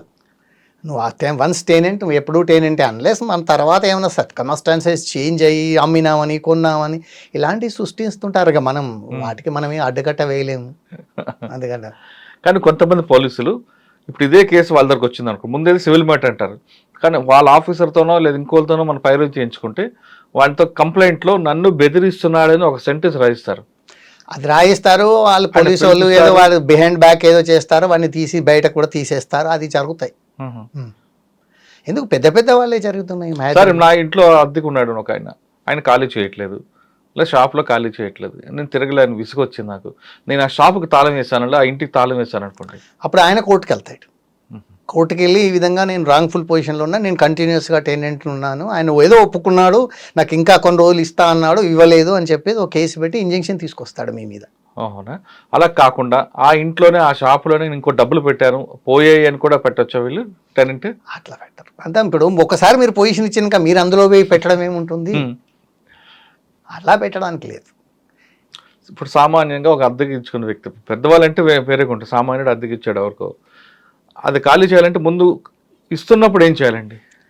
ఇస్తున్నప్పుడు నిజంగా వాస్తవం చట్ట ప్రకారం 1 month అయినా 2 months అయినా ఎన్ని రోజులు అయినా రెంటల్ డీడ్ రిజిస్ట్రేషన్ చేసుకోవాలి. అది డిజిటల్ అని చేయించుకోవచ్చా? వాట్సాప్లో ఏదైనా? లేదు, ఎక్కడైనా మీరు ఇప్పుడు రిజిస్టర్ ఆఫీస్లో రిజిస్ట్రేషన్ చేయించుకోవాలి. రెంటల్ డీడ్ 1499 నుంచి వెళ్ళి 1 day లీజ్ అయినా రిజిస్ట్రేషన్ చేయించుకోవాలి. చాలామంది నేను కొన్ని సోషల్ మీడియాలో చూశాను, లేదు 11 నెలలు అయితే అవసరం లేదు, ఇదైతే అవసరం లేదు. అది లేదండి. 14 చంద్రబాబు నాయుడు గారు సీఎం ఉన్నప్పుడు అప్పుడే అమెండ్మెంట్ తెచ్చారు దానికి. 1499 నుండి 1 day లీజ్ కూడా కంపల్సరీ రిజిస్టరబుల్ డాక్యుమెంట్. అది తెచ్చుకుంటే మన సేఫ్ సైడ్. వాడు ఖాళీ చేయాలంటే దీని మీద మనం దాని మీద వెళ్ళొచ్చు. దానిలోనే టైం కూడా ఈ రోజు అని చెప్తాం. దాని తర్వాత మనం నోటీస్ ఇచ్చినా ఇవ్వకుండా టైం అయిపోయిన టైం ఎక్స్పైర్ అయిన తర్వాత ఆటోమేటిక్గా వేయొచ్చు. ఆటోమేటిక్గా ఖాళీ చేస్తానని ఉంటుంది. వాళ్ళు ఖాళీ చేయకపోతే ఆ డాక్యుమెంట్ పెట్టి ఖాళీ రెన్యూ చేయించాలంటే మళ్ళీ నెక్స్ట్ మళ్ళీ రిజిస్ట్రేషనే. కొంతమంది అడ్వాన్స్ 6 నెలలు అడ్వాన్స్ తీసుకుంటారండి ఒక షాప్కి. తీసుకున్న తర్వాత నెలకి ఇంత అద్దెని కడుతుంటారు. అవును. కానీ ఆయనకి ఏదో ఫైనాన్షియల్ ప్రాబ్లం వచ్చి అద్దె కడుతుంటాడు కానీ షాప్ పెట్టాడు, ఖాళీగా ఉంటుంది అది. కానీ ప్రతి నెల అద్దె కడతాడు. ఒక 3 నెలలు కట్టిన తర్వాత నా డబ్బులు మీకు అద్దె కడుతున్నాను, షాప్ వాడలేదు, కానీ నా అడ్వాన్స్ నాకు రిటర్న్ ఇచ్చేయండి, మాకు చేయలేనంటే తీసుకోవచ్చా? తీసుకుంటాడు. ఏమో అడ్వాన్స్ రిటర్న్ ఇచ్చేదే కదండి. అడ్వాన్స్ అనేది ఎప్పుడైనా రిటర్న్ ఇచ్చేదే. అయితే ఎండ్ అయినా ఇస్తారు, మధ్యలో అయినా ఇస్తారు, మీ ఇష్టం, దానికేముంది. కానీ మీకు చెప్తున్నట్లుగా 1 day అద్దెకి ఇచ్చిన అగ్రిమెంట్ రిజిస్టర్డ్ లీజ్ డీడ్ చేయించుకోవాలండి. ఎవరు చేయించుకోవట్లేదు, ప్రాబ్లం అంతే అది. ఎందుకంటే రిజిస్టర్డ్ లీజ్ డీడ్ చేయించుకుంటే ట్యాక్స్ కట్టాల్సి వస్తుంది. అవును, దట్ ఈస్ ది ప్రాబ్లం లైస్. అందుకోసం చేయించుకోరు. ఓకే సార్, సికింద్రాబాద్ ఇంకా బాగా గుర్తున్న సంఘటన అది పెద్దగా జరిగేది. సికింద్రాబాద్ తర్వాత అంటే వరంగల్. ఏమున్నాయి సార్ అక్కడ? వరంగల్ సేమ్ సివిల్ మ్యాటర్స్ చాలా అంటే ఎక్స్క్లూజివ్స్. ఇక్కడ సికింద్రాబాద్ సివిలే, అక్కడ కూడా సివిలే. ఇక్కడ సివిల్ మ్యాటర్స్ ఎక్కువగా ఉన్నాయి. చూసాం, చాలా టఫ్గా బాగా చేస్తారు అక్కడ అడ్వకేట్స్. వరంగల్ లౌండ్ బార్ ఇప్పుడు కొంత తగ్గిపోయినట్టుంది కానీ లౌండ్ బార్ చేస్తారు. అక్కడ ఏమైనా గుర్తున్నాయా? గుర్తున్నాయంటే 20 సంవత్సరాలు ఓన్లీ పర్పెచువల్ ఇంజంక్షన్ సూట్స్ 20 సంవత్సరాలు నడిపించినారు. అంటే తాత మొత్తాలు మన వాళ్ళు 3 తరాలు చూసారా? 20 సంవత్సరాలు నడిపిస్తారు. 25-30 సంవత్సరాలు నడిపించిన కేసులు కూడా అక్కడ ఉన్నాయి. ఏం చేశారండి? డిస్పోజ్ ఆఫ్ చేసాం, వదిలిపెట్టారు. నడుస్తుంటాయి. 14 గంటలు అందులో ఒక ఆర్గ్యుమెంట్ వినాల్సి వచ్చిందండి. 14 hours. అంతా బాగా చెప్పేవాళ్ళు, అడ్వకేట్ ఉన్నారు చెప్పేవాళ్ళు. మనం ఏం చేస్తాం సార్? 14 గంటలు మీరు విన్నారు కదా, మరి మీకు రెస్ట్ కావాలి, 14 గంటలు ఒకటేసారి వినలేం కదా. 2 గంటలు, మళ్ళీ ఒక రోజు 2 గంటలు, అలా అందులో ఆర్గ్యుమెంట్స్ 14 గంటలు చెప్పారు. ఒక కేసే కాకపోయినా రోజుకి 2 గంటలు చొప్పున 7 రోజులు వాడు వినుంటారు. కానీ ఆ ఒక కేసు ఉండదు కదా, మీకు చాలా కేసులు వస్తాయి. ఈ కేసులు రోజుకి ఒక 4 కేసులు 5 కేసులు వినా అనుకోండి, ఆ బ్రెయిన్ లో మరి ఎంత ఒత్తిడి ఎలుగుంటుందండి? ఎక్కడ దానికి ఏంటి? సహజం అది. మనం ఒకసారి జాబ్ ఆఫ్ చేశాక సహజంగా వస్తుంది. సహజంగా మనం జడ్జిమెంట్ చెప్పామంటే ఒత్తిడి పోతుందండి. ఓహో, జడ్జిమెంట్ చెప్పే స్టెనోకు డిక్టేషన్ ఇచ్చామనుకుంటే ఒత్తిడి అయిపోయినట్టే. కానీ చెప్పినంత వరకు దాంట్లో మన బ్రెయిన్ అంతవరకు బ్రెయిన్ లో ఉంటుంది. అందుకోసం అంటే నా ఎక్స్పీరియన్స్ నేను మొదలు ఏదో చదవడం ఉందండి. రాత్రి అన్నీ రెడీ పెట్టుకొని పడుకొని 3 గంటలు లేచి 5 గంటల వరకు చదివేస్తాం అనుకోండి, ఉంటుంది. ఆ స్టెనోకు డిక్టేషన్ ఇస్తాం 9 గంటల 10 గంటల వరకు అయిపోతుంది, ఫ్రీ. సార్ మీరు చాలా జడ్జిమెంట్లు ఇచ్చి ఉంటారు కదా, ఎంతమంది అప్పీల్కి వెళ్ళి ఉంటారండి? చాలా మంది వెళ్తారు. సివిల్ సైడ్లో ప్రతి ఒక్కళ్ళు అప్పీల్కి వెళ్తారు, తప్పకుండా. ఎందుకంటే మళ్ళీ అక్కడే అప్పీలేట్ కోర్టు ఉంటుంది కదండి, చాలా మంది వెళ్తారు. దానిలో ఏముంది? కానీ సామాన్యుడికి ఒకటి ఉందండి, డౌట్ ఉంటుంది ఎప్పుడు కూడా. కింద కోర్టు ఇచ్చిన తీర్పుని పైకోర్టు సమర్థించదు, పైకోర్టు తీర్పు సుప్రీంకోర్టు సమర్థించదండి. అట్లా ఏముండదు, దాన్ని బట్టి ఉంటుందండి. 98% జడ్జిమెంట్స్లో కింది కోర్టు సమర్థిస్తారు, పైకోర్టు 2-3% ఉంటాయి. అది మనం రాసిన దాన్ని బట్టి చేసిన దాన్ని బట్టి ఉంటుంది. కానీ కింద కోర్టులోనే వర్క్ ఎక్కువ ఉంటుంది, కానీ ట్రయల్ జరిగేది అంతా మీ దగ్గరే కదండి. పైకి వచ్చేసరికి దాని స్క్రూటినీ సూపర్వైజింగ్ ఉంటుంది, తగ్గిపోతుంది. పైన కోర్టులో ఇప్పుడు అప్పీల్ ఆర్గ్యుమెంట్ చెప్తే చదువుకొని రేపు ఉదయమే చెప్పేస్తా, పెద్ద ప్రశ్న. మీకు ఎక్కువ బర్డెన్ ఉంటుంది కదా. కింది ట్రయల్ కోర్ట్స్ వాళ్ళ అడ్వకేట్స్ ఆఫీసర్స్కి బర్డెన్ ఎక్కువగా ఉంటుంది అప్పీల్ కోర్ట్స్ కంటే. నేను అంటుంది అదే, ఆ బర్డెన్ ఎలాగ మీరు భరిస్తున్నారు? ఆ బర్డెన్ నుంచి బయటపడడానికి మరి ఏం చేస్తాము? ఏమన్నారు? పెరిగిపోతున్నాయి కోర్సులు. మనం ఏం చేస్తాము? రైట్స్ కోసం పార్టీస్ పడతారు అంటే మనం రైట్స్ కోసం అనే దానికంటే కూడా ఇప్పుడు ఈ ఇల్లీగల్గా క్లెయిమ్స్, ఇల్లీగల్ ఎక్కువ కేసులు వస్తున్నాయి. అంటే రియల్ ఎస్టేట్ మార్కెట్ పెరిగిపోయింది కాబట్టి ఏదో ఒక కేసు వేస్తే ఎంతో కొంత వస్తుంది అనే లిటిగేషన్ కూడా చాలా పెరిగింది. దాంతో బర్డెన్ పెరుగుతుంది. దానికి మనం ఏం చేయలేం. కానీ ఫైల్ చూడగా మీకు అర్థం అవుతుంది కదా లిటిగేషన్ కాదన్నది. ఈజీగా అర్థమైపోతుంది. కానీ ఏం చేయలేరు. ఏం చేయలేం. ఓకే, వరంగల్ తర్వాత అంటే వరంగల్ తర్వాత హయత్ నగర్. ఇక్కడే ఉన్న మర్డర్ కేసులు ఉన్నాయా? అక్కడ ఏముండవు. మర్డర్ కేసులు అన్నిటి తర్వాత స్టేజ్లో మిర్యాల కూడా వెళ్ళాక మర్డర్ కేసులు అంతకుముందు హయత్ నగర్ తర్వాత మిర్యాల కూడా. హయత్ నగర్ తర్వాత రంగారెడ్డి, తర్వాత ఆదిలాబాద్, తర్వాత మిర్యాల కూడా. మళ్ళీ ఆదిలాబాద్ సెకండ్ టైం కూడా చేశారు. సెకండ్ టైం కూడా పనిచేసాం. అప్పటికి సెకండ్ టైం మార్పు వచ్చిందా ప్రజల్లో కానీ జ్యుడిషియల్లో కానీ? జ్యుడిషియల్ ఏం మార్పు, పెద్దగా మార్పులు ఏమి ఉండవు. పెద్దగా అప్పుడు పెద్దగా కేసులు కూడా లేవు. ఆదిలాబాద్లో కొంత లిటిగేషన్ తక్కువ, చాలా పీస్ఫుల్ అనవచ్చు. అక్కడ మనం మొత్తం తెలంగాణలో అప్పుడు అనవచ్చు. మంచి ప్లేస్. తర్వాత మిర్యాల కూడా. ఏమున్నాయి సార్ మిర్యాల కూడా? అలాగే మిర్యాల కూడా చాలా మర్డర్ కేసులు చాలా ఉన్నాయి. మర్డర్ కేసులు అంటే దాదాపు నేను 100 పైన మర్డర్ కేసులు జడ్జిమెంట్ చెప్తుంటాను. అంటే చాలా వరకు కాంప్రమైజ్ అయిపోతారు. కొట్టేస్తాం, పెద్ద కష్టమైన. కాంప్రమైజ్ కాకుండా ఉన్న ఒక 15-20 కేసులు వచ్చాయి. అందులో 8-9 శిక్షలు వేసాం. 10-12 క్విట్ చేశాం. మీకు ఆ శిక్షలు వేసిన కేసులు చెప్పండి. కన్విక్షన్ వచ్చింది అంటే మీకు ఒక 5 డబుల్ మర్డర్ కేసు ఒకటి ఉంది. అదేదో ఊర్లో చాలా ఫ్యాక్షన్. అక్కడ ఫ్యాక్షన్లో కొంచెం కృష్ణా రివర్ బెల్ట్ అది 2 చంపేశారు. 22 మీద కేసు పెట్టారు. 22 మంది మీద కేసు పెట్టారు. 22 మంది కలిసి చంపారని కేసు పెట్టారు. కాకపోతే 17 మందిని అక్విట్ చేసాము. 5 కన్విక్షన్ ఇచ్చాం. 5 కన్విక్షన్ ఇస్తే ఇక్కడ ఇంకా జైల్లో ఉండిండొచ్చు. లైఫ్ అండి? లైఫ్. 5 లైఫ్ ఇచ్చాం సార్. ఆ 5 రేపు మార్నింగ్ మీరు కన్విక్షన్ ఇస్తున్నారు లైఫ్ అని, మీకు మానసికంగా ఏమైనా ఫీలింగ్ వచ్చిందా? పెద్దగా నేనంతా మాకు పెద్దగా పట్టించుకునే అంత అదిగా ఉండదండి. కాకపోతే ఏంటంటే ఆ జడ్జిమెంట్ చెప్తాం కదా, దాన్ని కరెక్షన్ చేసి అప్పుడే చేసి వాళ్ళ కాపీస్ ఇవ్వాలి. కొంచెం ఆ టెన్షన్ మనం కొంచెం చెప్పేటప్పుడు కూడా చెప్తుంటాం. స్టెనోని కూడా వెదర్ హీ మే లీక్ కదా, ఆ సందర్భాలు కూడా ఉంటాయి. దాన్ని కూడా అవాయిడ్ చేయాలి అంటే మనం కోర్టు టైంలోనే చెప్పాలి, కోర్టు టైంలోనే కంప్లీట్ చేయాలి. అది కాకుండా సాధారణంగా నేను అన్ని కోర్టులోనే చెప్తాను. నేను ఇంటికి పెద్దగా పిలిచి చెప్పేది ఏమి ఉండదు.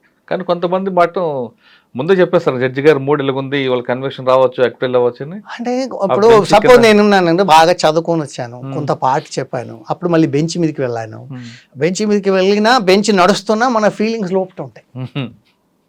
దీనిలో ఇంకా ఏ విధంగా చెప్పాలి, ఈ విధంగా అప్రిషియేషన్ చేయాలి, ఇక్కడ దాకా వచ్చాం కదా, ఇక్కడ నుంచి లెట్ తీసుకువెళ్ళాలి దీన్ని అనేది మైండ్లో రన్నింగ్ అవుతుంటుంది. మనం బెంచ్ మీద ఉన్నా మైండ్లో రన్నింగ్ అవుతుంది. కాదండి, మీరు బెంచ్ మీద ఉన్నప్పుడు మీ బెంచ్ క్లర్క్ కానీ లేదా అడ్వకేట్స్ కానీ జడ్జి గారు 3 బాగాలేదు, ఇవాళ ఖచ్చితంగా కన్విక్షన్ ఇస్తారు అని చెప్తుంటారు.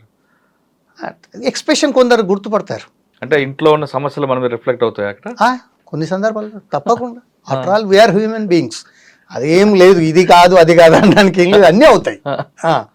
సార్, మీరు జడ్జిమెంట్ ఇచ్చేటప్పుడు అక్కడ తెలుసు రెండు ప్రశ్నలు వస్తాయండి. జడ్జిమెంట్ ఇచ్చేటప్పుడు చట్టం చెప్పే ప్రకారం ఒకటి ఉంటుంది, న్యాయం ఒకలా కనిపిస్తుంటుంది.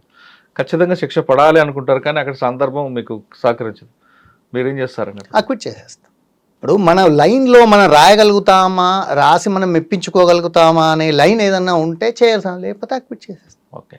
శిక్ష పడిన తర్వాత అక్కడ ఎక్విజర్ పార్టీ మిమ్మల్ని వేడుకుంటాడు కుటుంబాలతో సహా వచ్చి, సార్ నా జీవితం నాశనం అవుతుందని. అప్పుడు మీరు ఏం చేస్తారు? ఏమీ చేయలేము. మర్డర్ కేసులో అయితే లైఫ్ మినిమం ఇచ్చేస్తాం. దానికి మనం ఏం చేస్తాం? అట్లా చాలా సందర్భాలు వచ్చినాయి మాకు. అట్లా చాలా సందర్భాల్లో వచ్చినాయి. కుటుంబాల పిల్లలతో వచ్చి పాపం తల్లి వచ్చి ఆ వైఫ్ని మర్డర్ చేస్తాడు. వైఫ్ని వచ్చి పిల్లల్ని తీసుకొచ్చి సార్ నేను లోపలికి పోతే మరి ఈ పిల్లల్ని ఇవ్వాలి, మరి నేనేం చేయాలి? అలా కొంచెం ఎమోషన్ ఉంటుంది, కానీ మనం ఏం చేస్తాం? దానికి మనం ఏం చేయగలుగుతాం? ఈ జడ్జి గారు మనసు లేదంటారు కొంతమంది. అయ్యో అనుకుంటూ ప్రతి ఒక్కళ్ళు ఒకరి గురించి అనుకుంటారు. జడ్జిల గురించి రోజు తిట్టేవాళ్ళు ఉంటారు. దాని గురించి కాదు కదా, మన కాన్షియస్ ఏం చెప్తుందో చేస్తాం అంతే తప్ప ఎవరో తిట్టుకుంటారు, ఎవరో ఏమో అంటారు అనేది మనకు లేనే లేదు. ఓకే సార్, ఇప్పుడు మనం కొన్ని జడ్జిమెంట్లు అనుకూలంగా రావడానికి, కొన్ని జడ్జిమెంట్ వ్యతిరేకంగా రావడానికి కారణం ఏది ఉంటుంది? ఒకటి, ప్రతి ఒక్కరు కూడా ఇప్పుడు జ్యుడిషియరీ మీద కామెంట్లు చేయడం చాలా ఎక్కువైపోయిందండి. జ్యుడిషియరీ అంటే అది పవర్ఫుల్, అది కరెక్ట్గా ఉంది కాబట్టి ఈరోజు మనం దేశం అనేది కరెక్ట్గా ఉంది. ఆ విషయాన్ని పక్కన పెట్టి ప్రతి ఒక్కరు కూడా, అంటే కొంతమంది, అందరూ కాదు, జ్యుడిషియరీ మీద కామెంట్ చేస్తున్నప్పుడు, జడ్జిని విమర్శిస్తున్నప్పుడు మీకు ఏమనిపిస్తుంది? ఇప్పుడు కొన్ని సందర్భాల్లో ఏమవుతుంది అంటే జడ్జి తప్పు చేశాడు అంటే ఇప్పుడు జడ్జిమెంట్ రాసాము, జడ్జిమెంట్లో కొన్ని మన తప్పులు ఉండొచ్చు, తప్పులున్నా రాస్తే కొందరు బేర్ చేసే వాళ్ళు ఉంటారు, కొందరు విమర్శించే వాళ్ళు ఉంటారు, దానికి మనం ఏమీ చేయలేం. ఒకటి ఏంటంటే ఎక్స్ట్రానియస్ కన్సిడరేషన్ తోటి ఏదన్నా జడ్జిమెంట్ పోయిందా లేదా అనేది ఇంపార్టెంట్ మనకి. అది కొందరు ఉంటారో కొందరు అవుతుంటాయి. ఆ జడ్జిలందరూ పైకి వెళ్ళి ఊడిపడ్డ వాళ్ళు కాదు, అందరు ఇక్కడ వాళ్ళే కాబట్టి 20% 30%. కానీ జుడిషియరీ మీద కామెంట్ చేయడం అనేది కరెక్ట్ కాదు కదా అంటారు. కామెంట్ చేస్తే తప్పేం లేదు. ఇప్పుడు తప్ప అంటే కామెంట్ చేస్తాం అనుకోండి, లేనిది పూర్తిగా ఉన్నట్టు రాసి మీరు ఏదన్నా చేశారనుకోండి, కామెంట్ చేస్తే తప్పేముంటుంది. 50% ఉన్నదాన్ని నువ్వు ఇటు రాసినా పెద్దగా మీ యొక్క ఎక్స్పీరియన్స్ ఇటు కావచ్చు అటు కావచ్చు ఏదైనా. లేనిది కూడా రాస్తేనే తప్పు అంటున్నాను నేను. లేనిది రాసి ఏదో చేస్తే ఎవరికైనా సపోర్ట్ చేస్తే అలాంటి తప్పు. సార్ అటువంటి వాళ్ళ మీద కంటెంప్ట్ ఆఫ్ కోర్ట్ వేయచ్చా? లేదు, అప్పీల్లో వెళ్ళాలి, అప్పీల్లో చూసుకోవాలి. కామెంట్ చేసిన వ్యక్తి ఏం చేస్తారు comment? Even supreme court inviting comments on the judgments, అట్లా తప్పేం లేదు. కొన్ని జడ్జిమెంట్లు ఇలా రాస్తే అలా రాస్తే ఇన్వైట్ చేస్తున్నారు లైవ్ లా అక్కడ అంటారు కదా, జడ్జిమెంట్ మీద కామెంట్ చేస్తే కంటెంప్ట్ ఆఫ్ కోర్ట్. అదేం చేయరు, అదేం లేదు. కానీ కొంతమంది జడ్జీలు సార్ జడ్జి మీద బెంచ్ మీద వరకు చాలా బాగుంటారు, పర్ఫెక్ట్ ఉంటారు, కానీ వాళ్ళ వ్యక్తిగత విషయాలు వచ్చేసరికి కొన్ని బయట పబ్లిక్ అయిపోతుంటాయి, అంటే వేరే ఇల్లీగల్ యాక్టివిటీస్లోని. అది రిఫ్లెక్ట్ అవుతుంది కదండి సమాజం మీద. అవుతుంది, డెఫినెట్గా అవుతుంది. ఎబో బోర్డు ఉండాలని అందరూ కోరుకుంటారు. జడ్జి అంటే ఎబో బోర్డు ఉండాలని అందరూ కోరుకుంటారు. అప్పుడు ఉంటాయి, దానికి మనం ఏం చేస్తాం. కానీ మీ వ్యక్తిగత విషయాలు అన్ని కూడా దూరం అవుతుంటాయి కదండి. డెఫినెట్గా తప్పకుండా. మరి ఇప్పుడు ఒక్కసారి మనం ఈ జడ్జి పోస్ట్ ఆప్ట్ చేసామంటే definitely way to be very careful. మిగతా చాలా ఉండవు అనుకునే రావాలి మనం. ఓకే, ఉన్నాయి అన్నీ ఇది చేస్తాను అటు ఎంజాయ్ చేస్తానంటే కుదరదండి. ఇప్పుడు నేను మొత్తంలో ఒక 8 సినిమాలు కూడా చూడలేదు మొత్తం సర్వీస్ ఇష్టం వాళ్ళు. ఓకే సార్, ఈ ప్రొఫెషన్లో ఫ్యామిలీకి దూరమైన సంఘటనలు, మీకు బాగా ఇష్టమైన సంఘటనలు ఉంటాయి కదా, ఒకటి చెప్పండి. ఫ్యామిలీకి పెద్ద దూరం ఎప్పుడు ఫ్యామిలీ అంటే అంటుంది ఆ విధంగా ఇష్టాలు, సినిమాకి వెళ్ళడం ఎప్పుడు. ఇప్పుడు హైదరాబాద్లో కొంచెం ఫ్రీ ఉంటుంది కాబట్టి ఎప్పుడు వెళ్ళడం తిరగడం పెద్ద కష్టం ఏమనిపిస్తుంది మాకే, పెద్దగా ఏం లేదు. కానీ బయటికి రాకూడదు అంత అదేం లేదండి. ఇప్పుడు పెద్దగా అంత ఏదో స్ట్రిక్ట్గా ఉండి అలూఫ్నెస్ మెయింటైన్ చేసే అంత అదేం లేదండి, అదేం లేదు.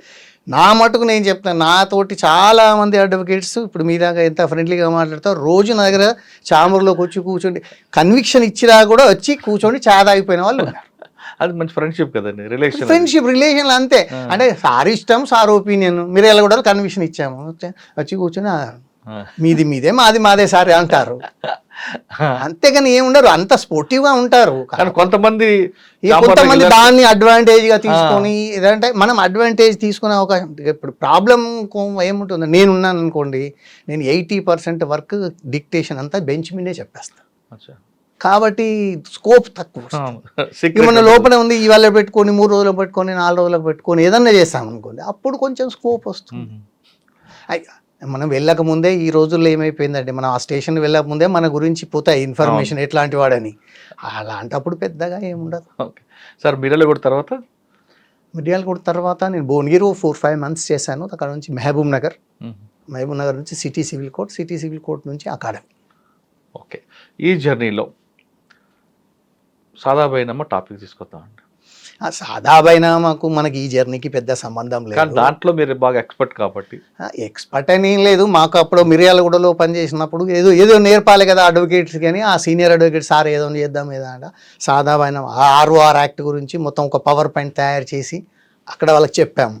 ఆ తర్వాత 1-2 ప్లేస్లలో చెప్పాము ఏ విధంగా ఉంది, ప్రాబ్లమ్స్ ఏమున్నాయి, ఎలాగొస్తుంది దాంట్లో సమస్య ఎక్కడ వస్తుందండి, దాని పరిష్కారం RORలో సమస్యలు ఉన్న చట్టాన్ని కరెక్ట్గా అమలు చేస్తే సమస్య లేదండి. అమలు చేయకపోవడం వలన సమస్యలు ఎక్కువ వస్తాయి. అది ప్రాబ్లం ఎక్కడ వస్తుంది అంటే, మనం ఈ మధ్యవర్తులు ఉంటారు కదా, రెవెన్యూ డిపార్ట్మెంట్ అక్కడ ఇక్కడ ఈ మధ్యవర్తులు చేసే ప్రాబ్లంతో ఎక్కువతోటి అవన్నీ చాలా వరకు చెడిపోతుంటాయి. ఎప్పుడో అమ్మిన దానికి ఇప్పుడు కూడా వేస్తుంటారు కదండి. ప్రాబ్లం ఎక్కడంటే, ఇప్పుడు సాదా బైనామాలో మనం ప్రజెంట్ టాపిక్ తీసుకుంటే, సాదా బైనామాలో 26/2014 కన్నా ముందు అప్లికేషన్స్ అంటే అప్పటికి ట్రాన్సాక్షన్ జరిగి ఉన్న వాటికే ఇప్పుడు ఇవ్వమని చెప్పారు, కొత్త చట్టంలో కూడా అదే చెప్పారు. అక్కడికి 12 ఏళ్ళ కింద ఉండాలి అన్నారు. 12 ఏళ్ళలో వాళ్ళ పహానీలో వాళ్ళ పేర్లు ఉండాలన్నారు. అంటే ట్రాన్సాక్షన్ ఎప్పుడు ఉండాలి? 2014 అంటే 2002. 2002 కన్నా ముందున్నటువంటి ట్రాన్సాక్షన్స్కి ఏవైతే ఉన్నదో ఇప్పుడు ఈ చట్టంలో వాళ్ళకి రెగ్యులరైజేషన్ చేస్తారు. అది ప్రాబ్లం. అంటే 23 సంవత్సరాల కింద జరిగినటువంటి ట్రాన్సాక్షన్స్ ఇప్పుడు రెగ్యులరైజ్ అవుతున్నాయి. సార్ 2002 ముందు మా తాతగారు ల్యాండ్ అమ్మారు. అవును, అమ్మినప్పుడు మా నాన్నగారు సంతకం పెట్టారు. ఎస్. ఓకే, ఇప్పుడు దాన్ని తీసుకొచ్చి ఇందులో పెట్టి మాకు తెలియకుండా మా నాన్నగారు పెట్టారని, మా నాన్నగారికి తెలియకుండా మా తాత పెట్టారని ఏదో ఒక లిటిగేషన్ తీసుకొచ్చి ఇందులో పెడితే చెల్లుతుందా? ఒక్కసారి ఇప్పుడు చట్ట ప్రకారం ఏంటి అంటే వాళ్ళు మీకు నోటీస్ ఇస్తే ఇది మేము అమ్మలేదు అని మీరు ప్లీ తీసుకుంటే ఆడియో ఏమీ చేయలేడు. అవునా? ఏమీ చేయలేడు. ఆయన చేయడానికి అధికారమే లేదు. కానీ నాదో డాక్యుమెంట్ ఉంటుంది కదా. ఏదన్నా ఉండనియండి, మీరు ఆయన సివిల్ దావాకు వెళ్ళాల్సిందే, అప్పుడైనా వెళ్ళాల్సిందే, ఎప్పుడైనా వెళ్ళాల్సిందే తప్ప ఈ చట్టంలో ప్రకారం ఒక్కసారి నేను చెయ్యలేదు, నేను సంతకం పెట్టలేదు, ట్రాన్సాక్షన్ నాది కాదు, నా సిగ్నేచరు ఫోర్జుడో లేకపోతే మా నాన్నగారు అమ్మలేదు అన్నారనుకోండి, ఆడియోకి ఎలాంటి అధికారం లేదండి. ఆ డిస్ప్యూట్ పరిష్కరించే అధికారం ఆడియో. ఎవరు చేయాలండి? అది సివిల్ కోర్టే చేయాలి, సివిల్ కోర్టుకే వెళ్ళాలి. ఓ, కానీ దీన్ని కవర్లుగా చేసుకొని చాలా మంది డబ్బులు సంపాదన చేస్తుంటారు కదండి. అది మీరు అంటున్నారు, నేను అనలేను. ఇప్పుడు వచ్చే ప్రాబ్లమ్స్ అక్కడే వస్తున్నాయి. 9 లక్షల చేంజ్ ఏదో ఉన్నాయని చెప్తున్నారండి. వాస్తవంగా లీగల్ గా జరగాలంటే అందులో 5% కూడా జరగవు. నాకున్న ఎక్స్పీరియన్స్ ప్రకారం చెప్తున్నా 5% కూడా జరగవు. ఏంటి లిటిగేషన్స్? ఈ సాదా అభయనామాల లిటిగేషన్ ఏదైతే ఉందో 5% కూడా జరగకపోవచ్చు. వేయడం వేస్ట్. వేయండి, అప్పుడు ఉన్నాయి అప్లికేషన్స్ వాళ్ళు పెట్టుకున్నారు. ఇప్పుడు రెవెన్యూ ఆఫీసర్స్ వాళ్ళకి అధికారాలను దాని అధికారం ప్రకారం చేయాలి. చేస్తే సంబంధం ఏం పెద్దగా ఏం లేదు. ఏంటి అంటే మన దగ్గర పహానీస్లోనే పేర్లు ఎప్పుడు రాయలేదు, చాలా వరకు మిస్ అయ్యాయి. 12 సంవత్సరాల పాటు పహానీలో పొజిషన్ కాలంలో ఆయన పేరు రాయాలి అన్నారు. అది జరగలేదు. అది జరగలేదు. జరగనప్పుడు ఇంకా ఆడియోకి అధికారమే లేదు. అయిపోయింది. అవన్నీ తీసేయచ్చు కదా. ఇప్పుడు మీ దగ్గర ఒకవేళ సాదా బైనామా ఉందనుకున్నా, అసలు అది సాదా బైనామానా కాదా అనేది కూడా చూడాలి. చూస్తేనే మీకు జ్యూడిక్షన్ వస్తుంది. సాదా బైనామా అంటే ఏంటి? అప్పుడు అమ్మిన రోజు అతను పట్టేదారు అయి ఉండాలి, అతనికి మార్కెటబుల్ టైటిల్ ఉండాలి, ఆ రోజు అతను అమ్మాలి, పొజిషన్ డెలివరీ చేయాలి, మీకు డబ్బులు మొత్తం ముట్టాలి, సర్వ హక్కులు మీకు ఇచ్చినట్టుగా ఉండాలి. ఈ 4 ఇంగ్రీడియంట్స్ అందులో ఉండాలి.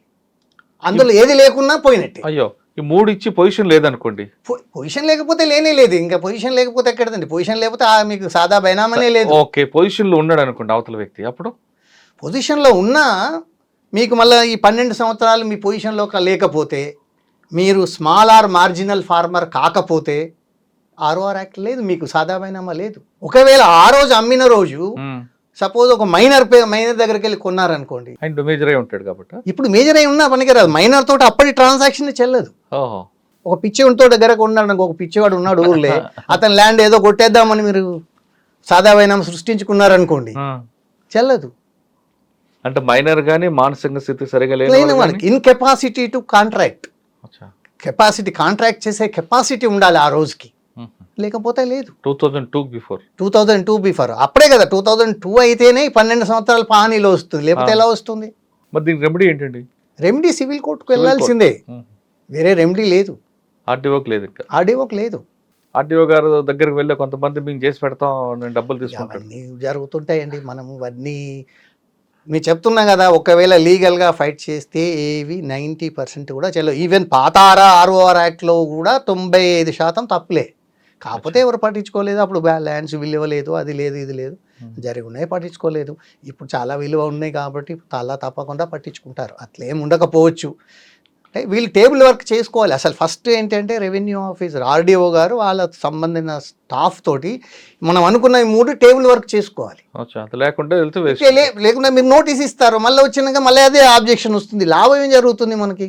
ఇప్పుడు 9 లక్షల్ని ఫస్ట్ సార్ట్ అవుట్ చేస్తే అసలు ఇక్కడ ఎన్ని పోతాయో తెలిస్తే మిగతాది ఏదన్నా ఉంటే ప్రయత్నం చేయొచ్చు. 5% కూడా అవదంటున్నారు కదా. నాకు అంటే ఇప్పుడు మీరు రంగారెడ్డి చెప్తున్నారండి, 37,000 ఏమో సంగారెడ్డి చెప్తున్నారు.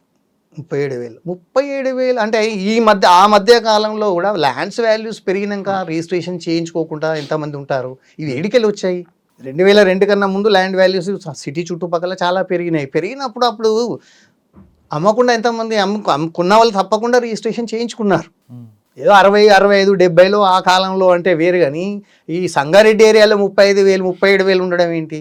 అదే లిటిగేషన్ అది అంటే ఇప్పుడు ఏమవుతుంది అంటే ఇది ఒక అవకాశం వచ్చిందంటే ఏదో ఒక కాగితం మీద సృష్టించి చేసేటి చాలా ఉంటాయి. అది కొంత ఇప్పుడు దీనిలో కూడా రెవెన్యూ వాళ్ళు అదో అప్పుడు కొనుక్కున్న వ్యక్తి అయితే ఇలాంటి విషయాలు భయపడక్కర్లేదు. అప్పుడు నిజంగా కొనుక్కున్న వ్యక్తి అయితే తప్పకుండా భయపడాల్సిన అవసరం లేదు. ఆ రిజిస్ట్రేషన్ అలా ఉంటే అయిపోతుంది. 12 సంవత్సరాలు ఉండాలి. స్మాల్ ఆర్ మార్జినల్ ఫార్మర్ అయి ఉండాలి. 2 కాలమ్స్ లేవనుకున్నప్పుడు పోతుంది. లేదు ఆయన అదే ఆడే వారికి జ్యూడిక్షన్ లేదండి. ఆడియో చేయడానికి లేదు. ఆయన మేము ఇచ్చేసేయాలి, మీకు 12 సంవత్సరాల లోపల లేదు కాబట్టి నేను ఎంటర్టైన్ చేయలేను, మీరు సివిల్ కోర్టుకు ఏదో మీ రెమెడీస్ లీగల్ రెమెడీస్ చూసుకోండి అని పంపించాలి అంతే. సార్ మీరు చాలా జడ్జిమెంట్లు ఇచ్చుంటారు కదా, జడ్జిమెంట్లు ఇవ్వడం వేరు, కానీ ఒక జడ్జిమెంట్ సమాజాన్ని మీద ప్రభావం చూపించేది ఒక కేస్ స్టడీగా ఉందా? తక్కువగా ఉంటాయి మా లెవెల్లో. అంటే ఇప్పుడు హైకోర్టులో వాళ్ళ దగ్గర ఎక్కువగా ఉంటాయి, మా దగ్గర తక్కువగా. ఒక్కోసారి కింద కోర్టులో కూడా కొన్ని కనిపిస్తుంటాయి కదా అక్కడక్కడ. కొన్ని ఉంటాయి, కొన్ని చాలా తక్కువగా ఉంటాయి.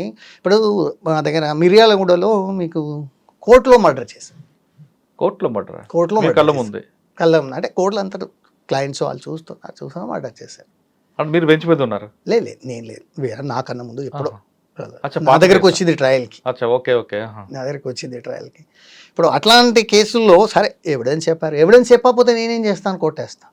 అప్పుడు సమాజం మీద ప్రభావం ఏమంటారు? కోర్టులో కూడా మర్డర్ చేసినా కొట్టేశారు. అవును, అదే వస్తుంది. నాకు కళ్ళ ముందు జరిగింది కదండి, ఉన్నది కాదు. కోర్టులో మర్డర్ జరిగితే కూడా వదిలిపెడుతున్నారనే ఒక కాన్సెప్ట్ వస్తుంది. ఆ కేసు ఏమైందండి మరి? కేసు కన్విక్షన్ వచ్చింది. ఆమె చంపబడిన వాళ్ళ భార్య ఏదైతే ఉందో ఆమె చెప్పింది. ఒక 2-3 అక్కడ ఉన్న విట్నెస్లు కూడా చెప్పారు, బాగానే చెప్పారు వాళ్ళు. సార్ సాధారణంగా మీరు జడ్జిమెంట్లు అన్ని ఇంగ్లీష్లో ఇస్తారా, తెలుగులో ఇస్తారా? ఇంగ్లీష్. కానీ వేరే రాష్ట్రాల్లో తీసుకుంటే పోలీస్ స్టేషన్కి వెళ్ళి కంప్లైంట్ తెలుగు రాస్తారు, మన స్టేట్లో తీసుకుంటే వేరే రాష్ట్రాలకి మన స్టేట్కి తేడా చూపిస్తాం. మనం పోలీస్ స్టేషన్కి వెళ్ళి కంప్లైంట్ ఇస్తే తెలుగులో రాసిస్తాం, నాకు జరిగిన అన్యాయం అయ్యా, ఇది జరిగింది అని. ఎఫ్ఐఆర్ కాపీ మాత్రం ఇంగ్లీష్లో ఇస్తారు. అట్లే ఇక్కడ లేదు, ఎఫ్ఐఆర్ కాపీ తెలుగులో ఇస్తారా? కానీ కొన్ని స్టేషన్లు ఇంగ్లీష్ ఇస్తారు. మిగతా కాలమ్స్ అన్ని ఇంగ్లీష్లో ఉంటాయి, కానీ మీకు ఇచ్చినది అంతే ప్రింట్అవుట్ తెలుగులోనే. తర్వాత చార్జ్ షీట్ వచ్చేసరికి విచారణ మాత్రం తెలుగులో జరుగుతుంది. విచారణ అయిన తర్వాత చార్జ్ షీట్ ఇంగ్లీష్లో వేస్తారు. ప్రాసిక్యూషన్ జరిగేదంతా కూడా ఇంగ్లీష్లో జరుగుతుంది. జడ్జిమెంట్ ఇంగ్లీష్లో ఇస్తారు. దీనివల్ల బాధితుడికి న్యాయం జరిగింది అనుకోవాలా, జ్యుడిషియల్ మీద నమ్మకం పెరుగుతుంది అనుకోవాలా? అది ఓన్లీ లాంగ్వేజ్ ప్రాబ్లం బ్యారియర్ ఉంటుంది తప్ప, కానీ ఇప్పుడు వాళ్ళ స్టేట్మెంట్స్ అన్నీ తెలుగులోనే ఉంటాయి. తెలుగులో అంటే ఇప్పుడు తెలుగులో చెప్పాలి అంటే కొందరు ఇప్పుడు మీకు హిందీలో కూడా చెప్తున్నారు, నార్త్ ఇండియన్స్లో కొంత హిందీలో చెప్తున్నారు, తమిళనాడులో చెప్తున్నారు, చెప్పొచ్చు, పెద్ద కష్టమేం కాదు. సౌత్ ఇండియాలో తీసుకుంటే మీరు మలయాళం, తమిళం, కన్నడ ఈ 3 కూడా ఎఫ్ఐఆర్ కాపీ కూడా రీజనల్ లాంగ్వేజ్ ఉంటుంది, చార్జ్ షీట్ రీజనల్ లాంగ్వేజ్ ఉంటుంది, జడ్జిమెంట్ కూడా రీజనల్ లాంగ్వేజ్ వస్తుంది. అవును, చాలా వరకు ఉంటున్నాయి. ఇప్పుడు మన దగ్గర కూడా చేయొచ్చు, పెద్ద కొందరు మా మిత్రులు కొందరు చెప్పిన వాళ్ళు కూడా ఉన్నారు, అదేం లేదు. కాకపోతే మనం ఇంకా దానికి అది కాలేదు. అంటే దీంట్లో ప్రభుత్వం జోక్యం చేసుకోవాలంటారా? ప్రభుత్వం అనేది తెలుగు లాంగ్వేజ్ లో చెప్పతే there is no bar. Telugu language వ్యవహారం కాదు కదా. ఇప్పుడు ప్రతి ఒక్క జడ్జిమెంట్ ను మనం తెలుగులో అనువదించి చెప్పాలి అంటే కొంచెం ఇబ్బంది అవుతుంది. ఇంగ్లీషే ఈజీ అవుతుంది. ట్రాన్స్లేటర్ పెట్టుకోవచ్చు కదా, గవర్నమెంట్ ఇస్తే పెట్టుకుంటాం, ఆ ప్రాబ్లం ఏం లేదు, చేయొచ్చు. ఓకే, నెక్స్ట్ జ్యుడిషియల్ అకాడమీకి వచ్చారండి. అక్కడ ఏంటి సార్ మీ మార్క్? జ్యుడిషియల్ అకాడమీలో ఏం టీచింగ్ చేయడమే. టీచింగ్ చేయడం కదా సార్, మీ భావితరాలు కావాల్సిన వాళ్ళందరూ జడ్జిలు తయారు చేస్తారు. అది రెగ్యులర్గా టీచింగే ఉంటుంది. అక్కడ అన్నీ చెప్తాం, ప్రతి ఇష్యూ మాట్లాడతాము, ప్రతి ఇష్యూ చెప్తాము, ఏ విధంగా చేయాలో చెప్తాము, ఏ విధంగా ఉండాలో కూడా చెప్తాము, అన్నీ చెప్తారు. అకాడమీలో వెల్ ట్రైనింగ్ ఉంటుంది. రిసీవ్ చేసుకుంటారా, రిసీవ్ చేయరా, బయటకు వెళ్ళాక ఏం చేస్తారా అనేది మనం ఏం చెప్పలేం, కానీ అక్కడ అన్ని రకాలుగా ట్రైనింగ్ ఇస్తారండి. ఏ విధంగా ఉండాలి చేస్తారు, ఏబో బోర్డు ఎలా ఉండాలి చెప్తారు, బిహేవియర్ ఎలా ఉండాలి చెప్తారు, సీనియర్స్ తోటి ఎలా ఉండాలి, బార్ తోటి ఎలా ఉండాలి, స్టాఫ్ తోటి ఎలా ఉండాలి, అన్నీ చెప్తారు. సార్ లీగల్ సెల్ గురించి మాట్లాడచ్చు. పబ్లిక్లో లీగల్ అవేర్నెస్ కానీ ఎక్కువ తీస్తే క్రైమ్ రేట్ తగ్గుతుంది అన్నదని మీరు ఏకీవిస్తారా లేదా? లేదు, అట్లా మనం ఎంత లీగల్గా చెప్తే అంత తగ్గుతుంది. క్రైమ్ రేట్ తగ్గే ప్రసక్తి ఏముంటుంది? క్రైమ్ రేట్ సాధారణంగా స్పర్ ఆఫ్ ది మూమెంట్ జరిగేటివి కొన్ని ఉంటాయి, కొన్ని ఇంటెన్షనల్గా జరిగేటివి ఉంటాయి, మోటివ్ తోటి జరిగేటివి ఉంటాయి, కొన్ని తెలియ కూడా చేస్తుంటారు కదా. తెలియ కూడా చేస్తాం. అదే వాళ్ళకి అవేర్నెస్ ఉంటే కొంత అవేర్నెస్ ఉంటే కొంత తగ్గుతుందేమో అనుకుంటాం, కానీ ఫ్యాషన్ అది కొందరు అట్లాగే ఉంటుంది. మనం ఏం చేస్తాం, కొంత బీదరికం ఉంటుంది, ఏం లేదు, ఏదో ఒక డేరం చేసి సంపాదించాలి, ఏదో ఒకటి చేయాలి. ఏముంటుంది, ఆదిలాబాద్లో మేము పనిచేసాము, మహారాష్ట్రలో ప్రొహిబిషన్ లేదు, మహారాష్ట్రకి వెళ్ళి తీసుకొచ్చి ఆదిలాబాద్లో అమ్ముకుంటాం. వాడికి ఆ ఉపాధి, క్రైమే కానీ ఉపాధి వాళ్ళకి కొందరికి. ఏం చేస్తాం మనం? కానీ ఆ అవేర్నెస్ ఉంటే కింద కోర్టుకు వెళ్ళిన వ్యక్తి సామాన్యుడు ఎవరైనా అక్కడ నుంచి సుప్రీంకోర్టుకు వెళ్ళాలన్నా హైకోర్టుకు వెళ్ళాలన్నా వాళ్ళకి అవగాహన లేకపోవడం వల్ల వెళ్ళలేకపోతున్నారు. కేవలం డబ్బున్నోడికి పరపతున్నోడికి అని అనుకుంటారు. అది నిజమే అండి. మీకు ఒకటి ఏంటి అంటే, ఎంత పై కోర్టుకు వెళ్ళిన కొద్దీ అంతంత డబ్బులు ఎక్కువ అవసరం. అందుకోసం డబ్బులు లేకపోతే పైకి వెళ్ళలేడు, డబ్బులు ఉన్నవాడు పైకి వెళ్తాడు, వాడు ఏదో తెచ్చుకున్నాడు అని అనుకుంటారు. అని మీరు కూడా సామాన్యులు కూడా వెళ్తే తప్పు జరగదు, వెళ్ళే అవకాశం ఉంది కదండి. ఉందండి, సామాన్యుడు కూడా, సామాన్యుడు కూడా వెళ్ళొచ్చు. లీగల్ సర్వీస్ అథారిటీ ఉంది, దాంట్లో అప్లికేషన్ పెట్టుకుంటే వాళ్ళే లాయర్ని పెడతారు, వాళ్ళే చేస్తారు. ఈవెన్ సుప్రీంకోర్టులో కూడా చేస్తారు, అంతా ఉంది. అదే ప్రాబ్లం ఏం లేదు. సుప్రీంకోర్టు ఎవరైనా న్యాయం కావాలంటే మీకు, లేదంటే ఒక సీనియర్ అడ్వకేట్ను కూడా సుప్రీంకోర్టు పెట్టిన సందర్భాలు ఉన్నాయి, అట్లేం లేదు. కానీ మన దగ్గర ఉన్న వ్యవస్థలో సామాన్యుడికి ఒకలాగా డబ్బున్నడికి ఒకలాగా న్యాయం ఉంటుంది అంటే వాస్తవం? తప్పు, అది తప్పు, అది తప్పు, 100% తప్పు అది. కానీ కొన్ని కేసుల్లో లాయండి, బాగా డబ్బున్న అడ్వకేట్ని పెడతాడు, సీనియర్ను పెడతాడు, ఆయనకు 4 పాయింట్స్ ఎక్కువ తెలిసిన లాయర్ని పెడతాడు, అంత మట్టుకు. కానీ ఆయన పెట్టగానే ఈయన అయిపోతుంది అనేది ఎక్కడ లేదండి. కానీ కొన్ని కేసుల్లో సామాన్యుడు ఒక నేరం చేస్తే వాడికి వెంటనే పిలిపిస్తారు, మాట్లాడి జైల్లో పెడతారు. కానీ అదే నేరం డబ్బు ఉన్నట్టు చేస్తాడు అనుకుంటే ఒకటి క్వాషన్ అవ్వచ్చు, లేదా ట్రయల్కి రాకుండా సంవత్సరాల తరబడి తిరగచ్చు. అది మేనేజ్మెంట్ స్కిల్స్ ఉంటాయి, కోర్టులో మేనేజ్మెంట్ స్కిల్స్ చాలా ఉంటాయండి. తొందరగా రాకపోవడానికి, టఫ్ జడ్జి ఉంటే ఈయన దగ్గర చేయించుకోకపోవడానికి, అవి ఆ స్కిల్స్ చాలా మంది అడ్వకేట్ చేస్తారు, పార్టీస్ చేస్తారు, స్టాఫ్ కూడా కోఆపరేట్ చేస్తారు, అవి జరుగుతాయి అన్ని. అదేంత పెద్ద అదేం కాదు సార్. కొంతమంది జడ్జీలు నాట్ బిఫోర్ మీ అని ఏ సమయంలో అంటారండి? అంటే మీకు తెలిసినానండి, ఇప్పుడు మీరు నాకు బాగా తెలుసు, నేను ఎందుకు వద్దు ఈయనను వినడం ఎందుకు నాకు అని, లేకపోతే తన జూనియర్స్ ఎవరైనా ఉన్నారనుకోండి, జూనియర్స్ బంధువులు అలా అంటే నాట్ బిఫోర్ మీ అని పెట్టేసుకుంటారు వాళ్ళు. అంటే ఆ ముద్ర ఆ మనిషి ఇక్కడ మా అడ్వకేట్కి నా దగ్గర అపీరెన్స్ కాకూడదు అని. జడ్జీల్లో కూడా కొంతమంది లాబీలు నడుస్తుంటారు, వాస్తవం అండి? ఉంటుంటాయి, లాబీలు ఏముంటాయి, అన్నీ నడుస్తుంటాయి. అంటే కొంతమందిని హైకోర్టు పంపకుండా ఏజ్ తక్కువలో ఉన్న వాళ్ళకి పంపడం, ఇక అవన్నీ గవర్నమెంట్ ఇవన్నీ చేస్తుంటారండి. అవన్నీ ఇక మనకు పెద్దవాళ్ళ విషయాలు అవి. సార్ రిటైర్ అయ్యాక ఏం చేస్తున్నారండి? రిటైర్ అయ్యాక 3 years ల్యాండ్ ఎక్విజిషన్లో చేశానండి. ల్యాండ్ ఎక్విజిషన్ తర్వాత ఇప్పుడు నా ఖాళీగానే ఉన్నాను. ఇప్పుడు చేస్తే ప్రాక్టీస్ చేస్తాం, లేకపోతే లేదు. ఏదో అకాడమీకి వెళ్తున్నాము, ఆ అకాడమీ వెళ్ళి క్లాసులు చెప్తున్నాం ఇప్పుడు. అచ్చా, ఓకే. ఫైనల్గా చెప్పండి సార్, ఈ ప్రొఫెషన్లోకి రావాలనుకున్న వాళ్ళకి మీరు ఇచ్చే మెసేజ్ ఏంటండి? If you are sincere and honest, definitely you will excel. Hard work మాత్రం చేయాలి. హార్డ్ వర్క్ ఒక్కటే అండి, ఏం లేదు వేరే. మీరు హార్డ్ వర్క్ చేస్తే తప్పకుండా సక్సెస్ అవుతారు. సరే 1 or 2 ఎంత హార్డ్ వర్క్ చేసినా కొందరికి లక్ ఉండకపోవచ్చు. అదేదో మన కోట శ్రీనివాసరావు గారు చెప్పినట్టు ఆవగింజంత అదృష్టం ఉండాలంటే అది కూడా ఉండాలి, తప్పదు. అంతేగాని హార్డ్ వర్క్, సిన్సియారిటీ, ఫేర్గా ఉండడం, క్లయింట్కి వస్తే వస్తుంది లేకపోతే లేదని చెప్పడం. ఇక వస్తుంది నీకు ఇంద్రుడు చంద్రుడు చూపిస్తా, ఆ చేతులు చూపిస్తా అంటే తప్పు. ఒకవేళ లా కరెక్ట్గా ఉంది, లా అప్రిషియేట్ చేసే జడ్జి గారు ఉన్నారంటే తప్పకుండా వస్తుంది. అలాంటి సందర్భాల్లో చెప్పడం వేరు. అటు ఇటు ఉన్నదాన్ని నేను ఖచ్చితంగా చేస్తాను, నాకు ఎన్ని డబ్బులు ఇస్తే చేస్తానంటే అది తప్పు. ఒకప్పుడు అడ్వకేట్స్ అనగానే అర్ధరాత్రి ఇంటికి వచ్చి తలుపు తట్టినా వాళ్ళ కష్టం విని భోజనం పెట్టి డబ్బులు లేకపోతే డబ్బులు ఇచ్చి పంపించే అడ్వకేట్స్ ప్రొఫెషన్ ఇది. కానీ ఇప్పుడు మీ అపాయింట్మెంట్ తీసుకోవడానికే నేను డబ్బులు కట్టాల్సిన పరిస్థితి వస్తుందండి. డెఫినెట్గా కట్టాలి. సుప్రీంకోర్టులో అయితే చాలా కట్టాలి. అంటే అడ్వకేట్ అపాయింట్మెంట్ కూడా డబ్బులు కట్టాలి. డెఫినెట్గా అపాయింట్మెంట్ తీసుకొని ఏ వారు పట్టుకొని కట్టాల్సిందే, తప్పదు, ఏం చేయలేము. ఎందుకండి? ఎందుకంటే వాళ్ళ డిమాండ్ అది. ఇంకా ఎందుకంటే మనం ఏం చేస్తాం, ఆయన రోజు 100 కేసులు ఉంటాయి, మీరు 101 కావాలనుకుంటే ఆయన పేమెంట్ చేయాల్సిందే, తప్పదు. కంపెనీ ఉంటుందండి, కంపెనీ వాళ్ళకి డబ్బులు ఏం అవసరం, వాళ్ళు ఆయన్ని ఎంగేజ్ చేస్తారు. ఆ కంపెనీతోటి సామాన్యుడు పోటీ పడడం అయితే సాధ్యపడదు కదా. కానీ మీ ప్రొఫెషన్ అన్నది ఒక సర్వీస్ మోటోగా ఉండేదండి, అది ఇప్పుడు అది లేదు. కమర్షియల్గా మారిపోయింది కదా. అంతే కదా అండి, ఏదైనా అన్ని ఆల్ వాక్స్ ఆఫ్ లైఫ్ అలాగే. ఒక రాజకీయాలు ఎట్లా ఉన్నాయి ఇప్పుడు, 100 కోట్లు ఇప్పుడు అంతే కదా అన్నీ. కానీ మీ దగ్గరికి వచ్చే వాళ్ళకి కానీ డాక్టర్ దగ్గరికి వెళ్ళే వాళ్ళకి కానీ ఒక నమ్మకం, ఈతో మాట్లాడుతున్నాం అంటే అడ్వకేట్తో ఆ ట్రస్ట్ ఉంటుందండి. నేను చేసింది నేరం అవ్వచ్చు, నిజం అవ్వచ్చు చెప్పాలని. కానీ కొంతమంది అడ్వకేట్లు దానిని ఆ నమ్మకాన్ని ఒమ్ము చేసి మారుతుంటారు కొంతమంది.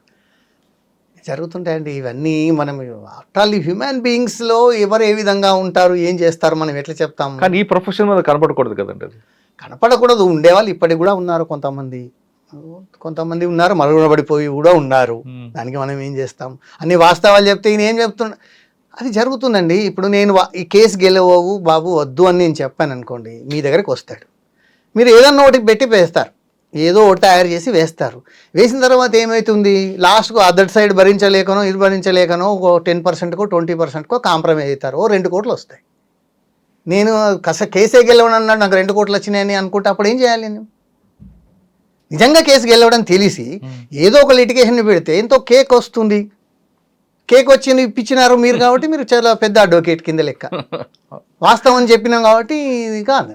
లేదు లేదు అంటే క్లయింట్లు కూడా అలాగే తయారండి. అంతే మరి. ఆఫీస్ పెద్దదైతే వెళ్తున్నారు, ఆఫీస్ పెద్దది కావాలి, అన్నీ పెట్టాలి, జూనియర్స్ బాగా ఉండాలి, క్రికెట్ టీం ఉండాలి, రిసెప్షన్ ఉండాలి, ఇవన్నీ ఉంటేనే వెళ్తున్నారు. అట్లా వాళ్ళు కూడా ఉంటారు. దానికి ఎందుకు, ఇప్పుడు కార్పొరేట్ సెక్టర్ కూడా ఇందులోకి వచ్చేసింది, ఆ విధంగానే మేనేజ్ చేస్తారు, దానికి ఏం చేస్తాం. కానీ ఒకప్పుడు అడ్వకేట్స్ కానీ ఒక 6 నెలలు 1 సంవత్సరం వరకు ఫైనాన్షియల్గా కొంచెం టైట్ ఉన్న పీరియడ్ ఇది, సీనియర్ డబ్బులు ఇస్తుంటుంది. అది లేదుగా, చాలా వరకు 3, 4, 5 సంవత్సరాలు 10 సంవత్సరాలు కూడా టైట్ ఉన్న అడ్వకేట్స్ చాలామంది ఉన్నారు సీనియర్స్. ఇంకా ఇప్పుడు కొంత బెటర్ ఏదో సంపాదించుకుంటున్నారు కదా, ఆ రోజుల్లో 10-15 సంవత్సరాలు కూడా హ్యాండ్ టు మౌత్ లేని అడ్వకేట్ చాలామంది, తర్వాత ఎక్సెల్ అయిన వాళ్ళు కూడా ఉన్నారు. దానికి మనం ఏం చేస్తాం. ఈ డిపార్ట్మెంట్కి రావాలనుకున్న వారికి నీట్గా నిజాయితీగా హార్డ్ వర్క్ చేసే వాళ్ళు మాత్రం రండి అంటున్నారు అజిత్ సింహారావు గారు. ఆయనకున్న సర్వీస్లో 7 సంవత్సరాలు లాగా అడ్వకేట్గా పనిచేసి ఈరోజు మంచి అడ్వకేట్గా, మంచి జడ్జిగా, అవుట్ స్టాండింగ్ జడ్జిగా రిటైర్ అయ్యారు. రండి, డిపార్ట్మెంట్కి వచ్చిన తర్వాత మాత్రం నీతిగా ఉండండి చాలా స్పష్టంగా చెప్తున్నారు అజిత్ సింహారావు గారు. ఇది వారం అజిత్ సింహారావు గారితో ఎక్సలెంట్ ఇంటర్వ్యూ. వచ్చే వారం మరొక ఇష్టం మళ్ళీ కలుద్దాం.